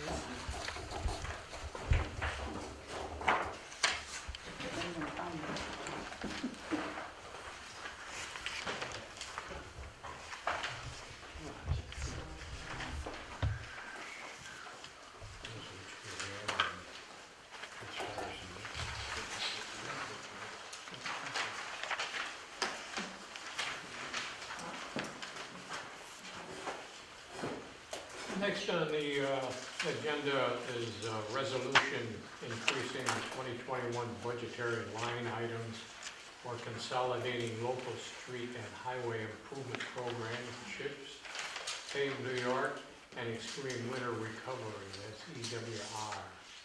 Whereas the highway superintendent received notification from the New York State Department of Transportation that the town of Stafford State fiscal year 21-22 funding for consolidated local street and highway improvement program, that's CHIPS, is $141,647.74. Pave New York is $36,949.11. And Extreme Winter Recovery is $30,944.46.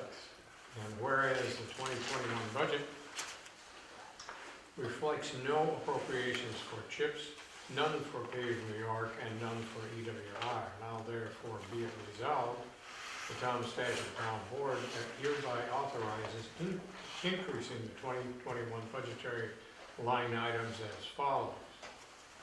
DA 5112.2, that's CHIPS, from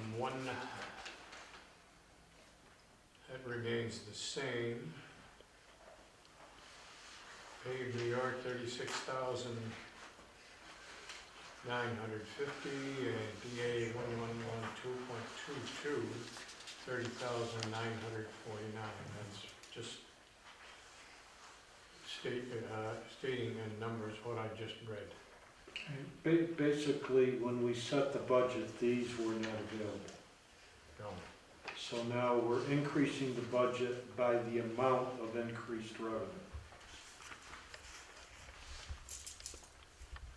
So that's, this resolution alone will increase Steve's highway budget because Steve's got highway funds that are now declared and we now can include in the budget. You know what they are. Yeah. Now, yeah, I mean, we're gonna have a further question on what to do with the rest, but this one's the easy one. So moved to increase our budget. Absolutely. Second, Bob. Okay.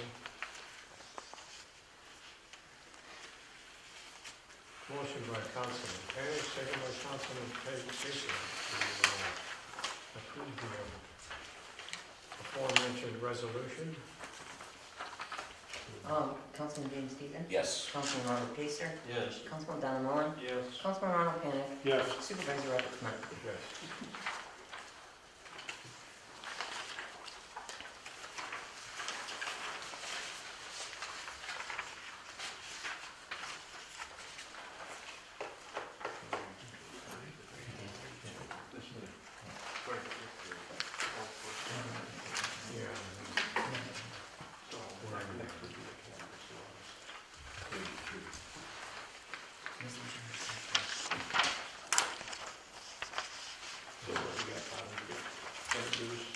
Then we got it set public hearing.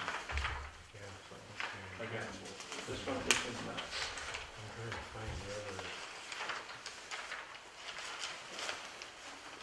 I can read it if you want. Yeah, Yeah, why don't So, you wrote it, you should read it. Julie, local law, what number are we on? Local law, it'll be number 2. Number 2? Yep. Town of Stafford, local law number 2, year 2021. A local law pursuant to Cannabis Law 131, opting out of licensing and establishing retail cannabis dispensaries and on-site consumption establishments within the town of Stafford. Be it enacted by the town board of the town of Stafford as follows. Section 1, legislative intent. It is the intent of this local law to opt out of the town of Stafford, to opt the town of Stafford out of hosting retail cannabis dispensaries and on-site cannabis consumption establishments within its borders. Section 2, authority. This local law is adapted pursuant to Cannabis Law 131, which expressly authorizes cities and villages and towns to opt out of allowing retail cannabis dispensaries and on-site cannabis consumption establishments to locate and operate within their boundaries. Section 3, local cannabis retail dispensary and/or on-site consumption opt-out. The town board of the town of Stafford, Genesee County hereby opts out of licensing and establishing cannabis retail dispensaries and cannabis on-site consumption establishments within its borders. Severability, Section 4. If a court determines that any clause, sentence, paragraph, subdivision, or part of this local law or the application thereof to any person, firm or corporation, or circumstances invalid or unconstitutional, the court's order or judgment shall not affect, impair, or invalidate the remainder of this local law, but shall be confined to its operation to this clause, sentence, paragraph, subdivision, or part of this law or its application to the person, individual, firm, corporation, or circumstance directly involved in the controversy in which such judgment or order shall be rendered. Effective date, this local law shall take effect immediately upon filing with the Secretary of State pursuant to Cannabis Law 131. This local law is subject to a permissive referendum and thus may not be filed with the Secretary of State until an applicable time period has elapsed to file a petition or referendum has been conducted approving this local law. And it's introducing local law number 2, year 2021. So do we need a vote on introducing the law? I guess we should, no, we've got, yeah, okay, good. Did you cover the logic of why opting out is a superior path? Well, opting out is the better path because as of December 31st, you're never going to be able to opt out again. But if you opt out now, you can opt back in at any time. So we feel as though the best thing is to opt out. And if nothing more, it gives us more time to study the law and decide if we want to get back in. And the law is protected by permissive referendum by petition. So if a petition is brought, I think it could be wrong, but I think it's 10% of the community signs a petition that they want this law as part of the town, then it would go on a referendum, on a townwide vote at the next general election. Any questions on that? The biggest reason I see opting out is really the only way to go is because no work has been done on the regulations on how any of this will be run. They just started a week ago with the commission that should have been started 6 months ago at the state level to do these regulations. So if you opt in at this point, you have no idea what the state is going to tell you to do. This is the same state that did bail reform with no help at the local level. It's the same people that do the uniform building code with no help at the local level. Why would we be surprised if they roll this out with no help at the local level? Let's see what we have before we jump in. We're just introducing it. Yeah. Well, we need a public hearing on this? Yes, we do. Yeah, okay, all right. So let me read Resolution 33. Being enacted by the Town of Stafford Town Board as follows.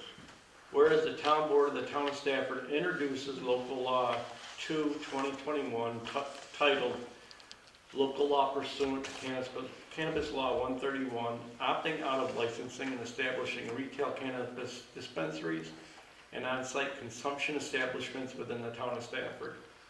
Whereas in order to opt out, a municipality must pass a local law by December 31, 2021. Whereas it is the intent of the Town Board of the Town of Stafford to hold a public hearing on November 8, 2021 at 7:15 p.m. Whereas the Town of Stafford will send proposed law to our town attorney for review. Whereas a copy of said law will be given to the town supervisor and town councilman in person or placed in their town mailboxes prior to the public hearing. So this is to introduce the law, and then we'll have a second motion to schedule the public hearing. So I make motion to introduce local law 2, Second. 2021. Second.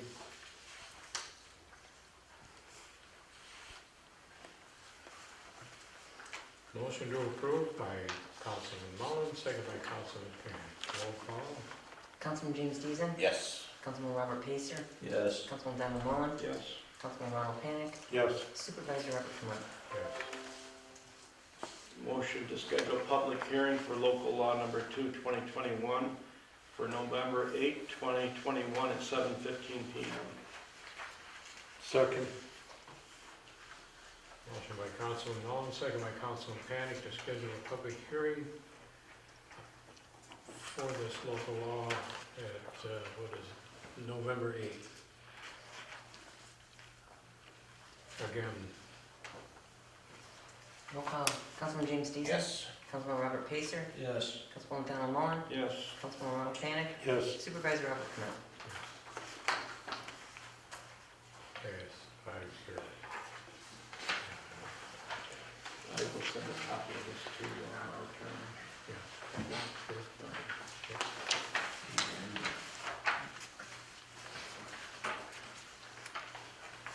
Now we have to introduce the budget. We don't have any language. I guess we just go over it. We'll have a public hearing on it at this meeting. Make a motion to schedule a public hearing. Next item is the introduction of the 2022 tentative budget.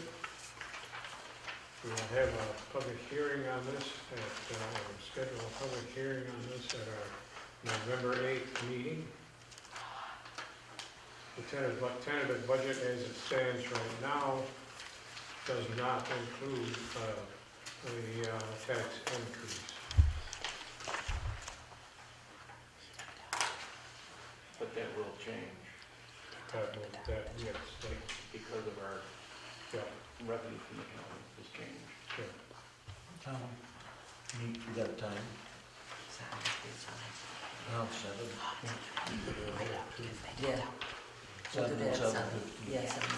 All right. So, the public hearing will be scheduled on November 8th at 7 o'clock.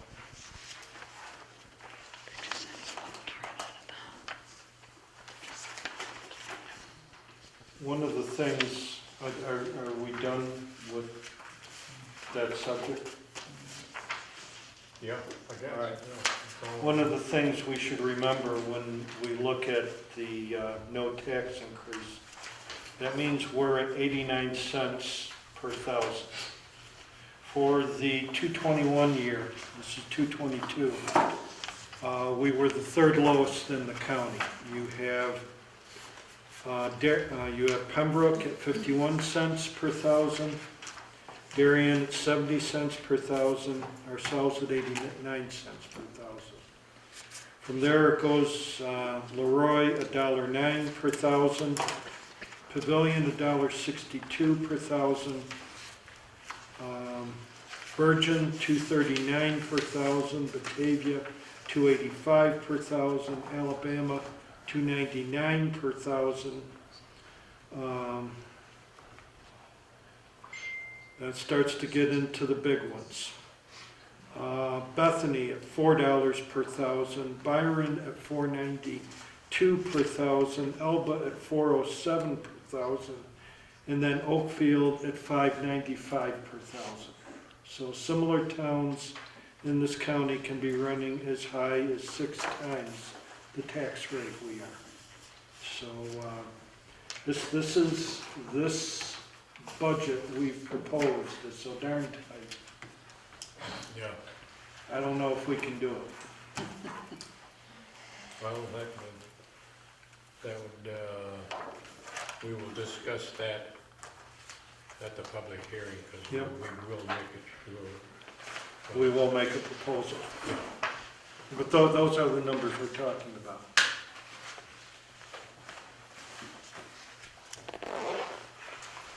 You got a question? Yes. Wanda? I just wanted to bring something up before we're done. Okay. Okay. Before the pandemic, I had talked over with Bob about putting flags up in our town. The pandemic came along, the subject was dropped, time has moved on faster than I thought. But I would like to see flags put up on our poles in the town. I think the town of Stafford needs a little brightening up, see where some of our money is put into, whatever. My son-in-law works at Hanson's Stone Quarry, you all know where that is. And Hanson's are willing to put up a certain amount of money towards the flags and on the poles. I've gone to many places, I've gone through many towns, I've checked out with the electrical company and everything else. They are on the poles, the electric poles. If you drive around, check many villages, small, large, that's where they are. Unless you take somebody like Elba, some of the places like that, who put up individual poles, separate poles. But in my research, most of them are on our electric poles. Now, I had come up with Bob at the time, I think you have all the information, I left it with you a year and a half ago. About 14 poles, I think that's about every other one. I had the price at the time, I'm sure it's gone up a little bit on the flags and on the, the things they hang them on. Thank you very much, bricks. So I would like to look into this. Now, I don't know if the highway department would put them up on the poles if we look into this. We have to get permission from the. I've done all that. Yeah.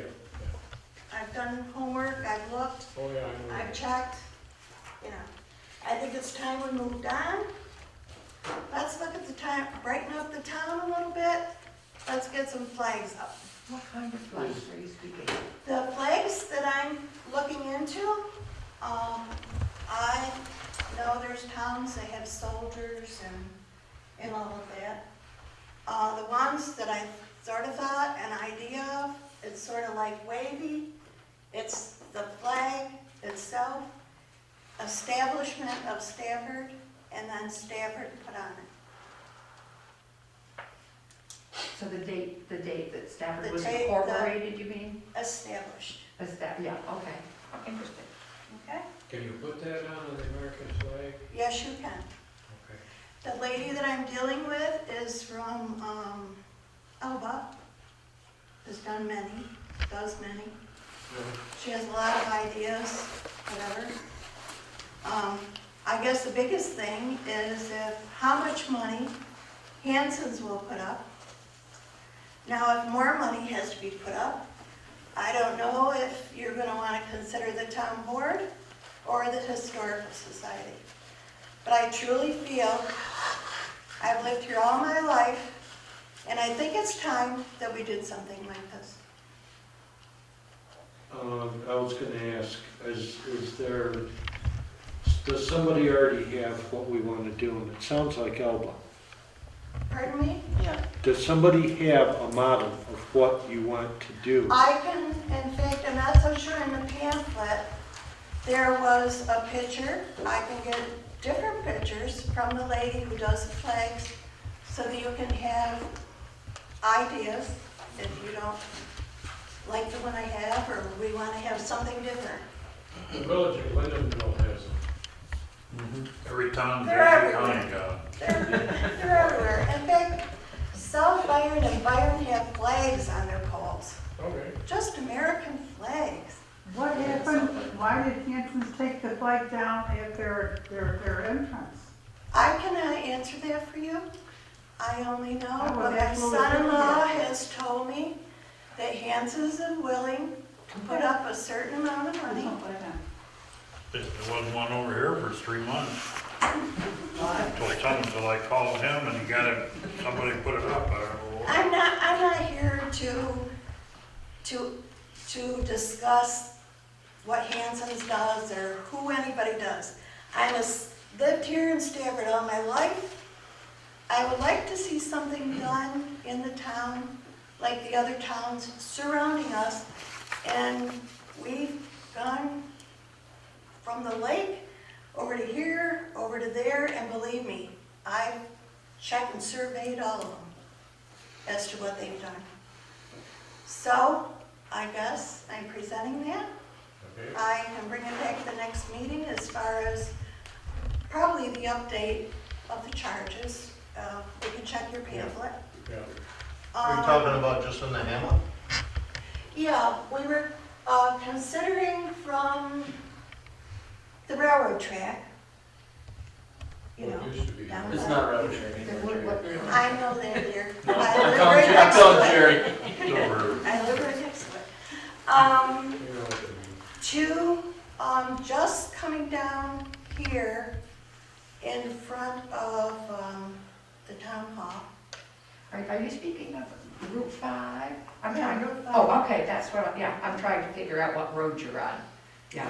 Ralph Beck, going through the hamlet. Okay, I'm coming from Batavia. How about if I start that way? Cliff Neck Road, come down through, come down 237 this way to Morganville, just in front of the town hall. And then as far as what used to be the railroad track. And I believe it was about 14 poles zigzagging back and forth. How far down, Route 237 were you gonna go? I think just down to the To the town hall? town hall, Yeah, okay. yeah. It's something I'd like to have considered for a long time. The pandemic had something to do with it. But Can I the think it other would town, look nice in our village. can the other town members purchase these flags? Pardon me? Can the other town members purchase these flags?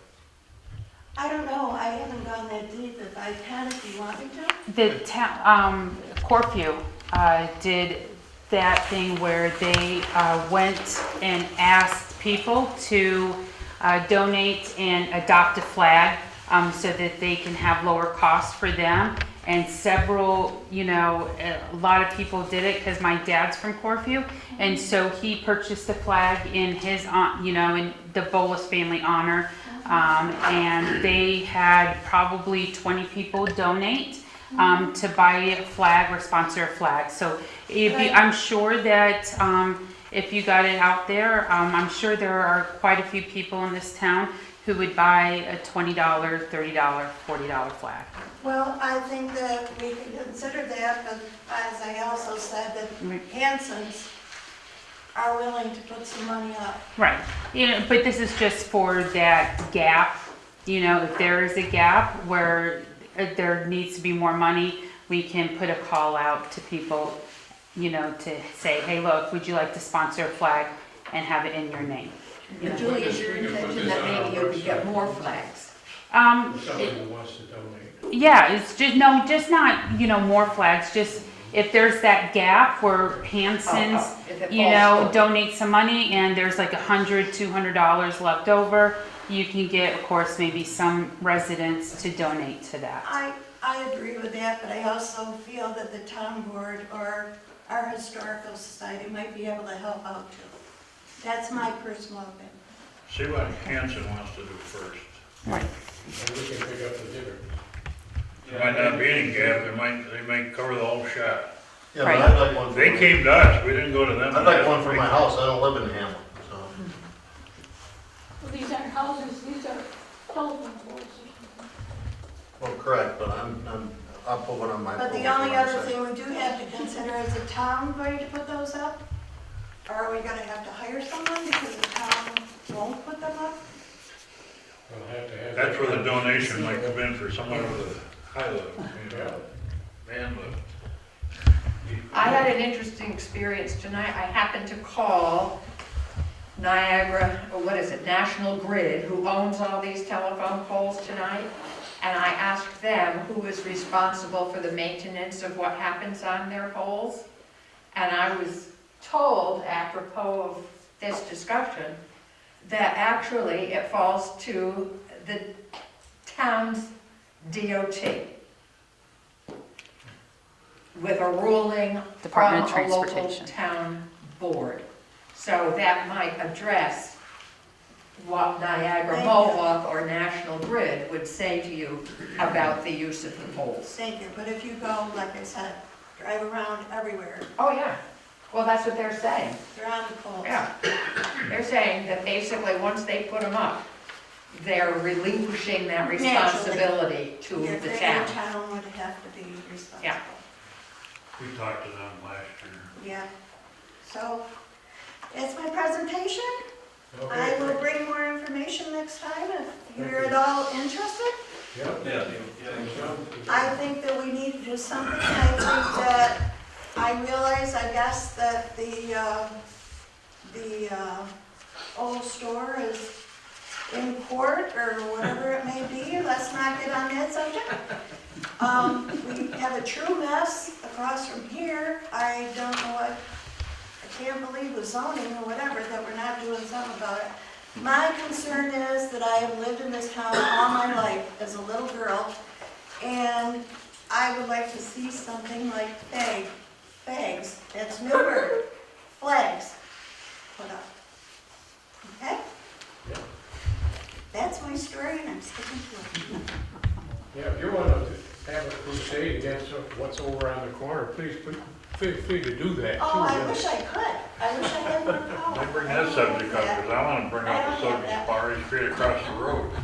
I wanna know when they're gonna do something about that. That is a disgrace.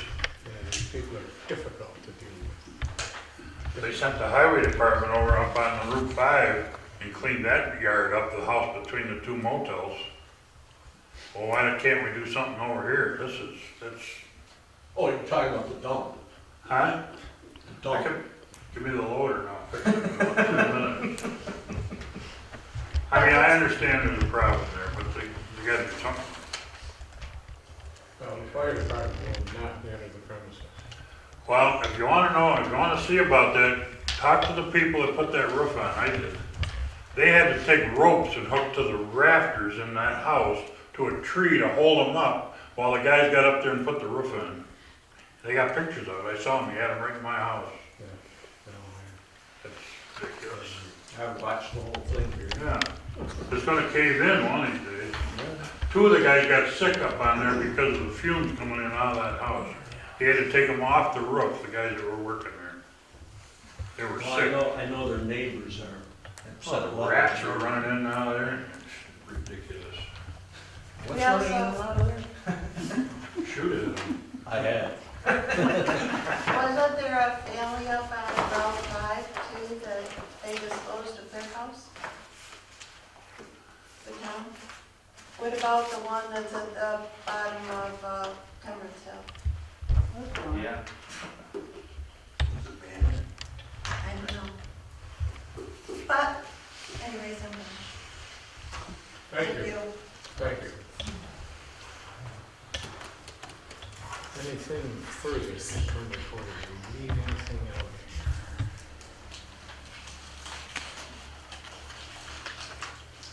Make sure we don't say anything that we need to deal with.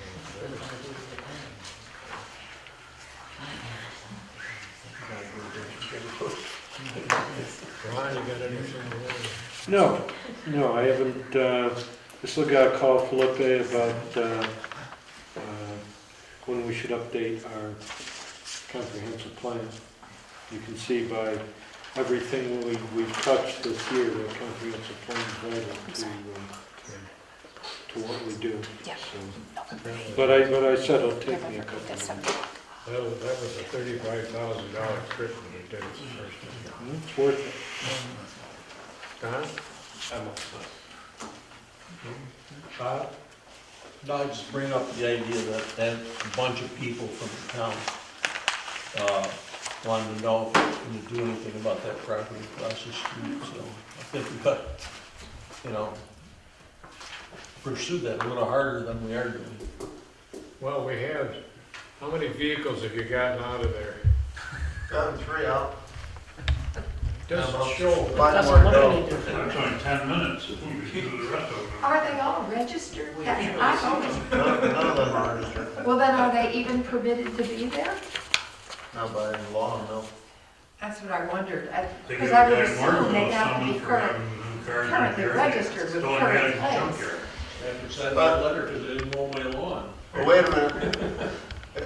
We're voting on the budget next month, okay? We've cut the budget again,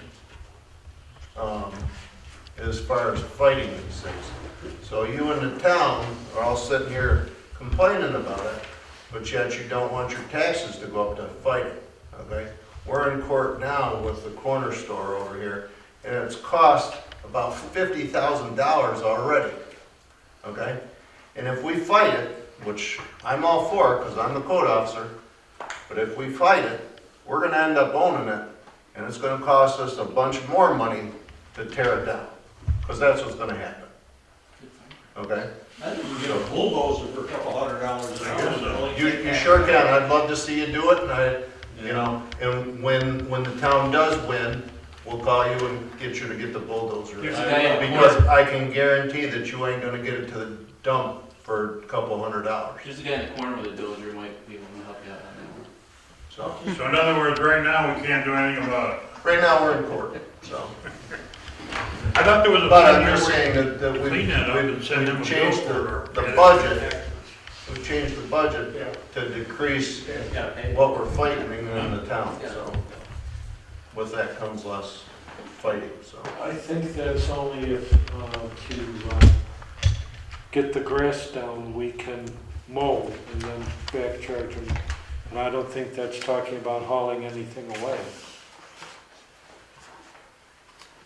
So again, we have summonses for for this.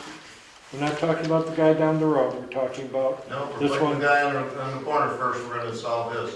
And then we're gonna go to the other 9 that are in the town. That's really not fair, because the other people are just as delinquent as the man on the corner. And you could take care of 1, 2, 3, 4, and 7, and really show them, show Mr. Pontillo that you mean it, even though you do have him in court, we know you mean it. But the other people are just as delinquent. And as the code enforcement officer, he should be doing that job. He is doing it, that's how he knows where they are. Yeah. But we all know where they are, we can see them as we drive around. Yeah, but we used to do, when I worked for the highway department, we had a trash pickup every spring, and we picked up cars, we picked up anything that was out by the road. That's why they bought that 4-in-1 bucket for a big loader. What happened to that? They don't know how to set it up, that was what I heard. I mean, we did it on certain days that we didn't interfere with the schools, we didn't interfere with the trash pickup. That would eliminate half the stuff that's over there. Did you make money? didn't care about money, we had a trash pickup. You had something you wanted to get rid of, you brought it up to the road, like most other towns are doing. They all have a pickup. I don't think the problem is getting it, that they have their stuff out by the road and nobody's picking it up. The problem is they just have too much stuff and they're in violation of the code. Are you talking about Route 5? Time they did something about it. We're talking about the place right across from. Well, We'll have- but there's we'll have to garbage in budget front of a that. It's gonna house cost on some Route money. 5 every day. Yeah. So just to follow up with what Jerry had said about the budget, is in raising taxes. Is that what we want to do, is raise taxes 10, 15, 20 cents per thousand? So we can fight these 9, 10 properties? That's the quandary we're in. Where do you put it when you pick it up? Now, when you're talking about years ago, we had a dump. We didn't take them to dump, we took them to Eddie Arnold. If it was, yeah. We put them in the back of a 10-wheeler and took them to Eddie After Arnold. with the car, yeah. Car, it's all car. Oh, yeah, okay. But there's other stuff too you're gonna have. I know. It's not. But I don't see where the budget's gonna have any effect on what he's doing. What difference does it make if you're gonna raise the budget or keep it the same? You still got that job to do over there, one way or another. But that's gonna cost money. All I can do is serve a piece of paper that he has a court date, okay? You, as a taxpayer, you're paying your attorney to come in to every one of them court dates. And the town board has decided to cut that attorney's fee. And our attorney that we have now has decided to not fight Mr. Pontillo no more. So the town board has to make the decision if they want to hire a different attorney to fight Mr. Pontillo. But what about the rest of the properties? I mean, he's not the only problem in town. No, sure not. I got a neighbor that's exactly, Yeah, you live Probably like worse right than them. next to one that lives across the road, same Yeah. with anything else. yeah. So they all have violations issued to them. Correct. And they all have attorneys that are fighting the town? None of them are in court yet. Okay, then that hasn't got any, then that's what you're saying. How does it affect the town's expense sheet to go after these other delinquents? Because they have to be brought into court, and our town attorney has to show up And they have all been issued summonses?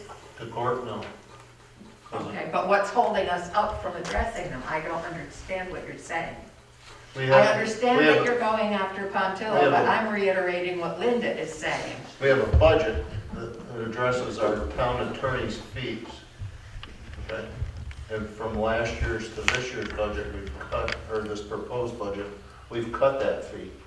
So you've chosen to use your segment of the budget to go after this one piece of property on the corner, but you don't use any of your allocated budget to go over after this guy across the street from us? Has nothing to do with my budget. Okay, then I'm obtuse because I do not understand how you. This is the town board's budget. Town's legal fees. Okay. So if it is not affecting the town legal fees, we could be going after those pieces of property that are unkept and are unhealthy and are negatively affecting neighbors' properties and property values. Why can't we go after them? We can raise our taxes. That's what Mr. Moen was just saying. It's gonna cost us attorney fees. So that money's gotta come from somewhere. To tell these people that they are in violation and they have to do something about the manner in which they're living? Telling them isn't gonna work. We've told We've everyone. told them and told them Okay. and told them. Okay, Linda, explain it to me. You gotta hit them in the pocket. Okay, but if you're What are you using trying it to all say? up on the guy on the What are corner, you trying to make him do? Actually, this is worth discussing. Are we accumulating fines for these violations? No, we can't find them until we get to court. All right. Finish the road was one thing. Finish what? the roof.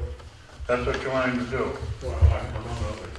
But that's not a health hazard to anybody in Stafford. That's a health hazard. That's got rats running all over there. That's a health hazard. That's bad. Ask the people who live on the other side. That's, Well, that would be Barbara that's 3 sitting right times back worse than that little store sitting there. The store isn't bothering anybody other than the people that are trying to beat him out of it, that's all.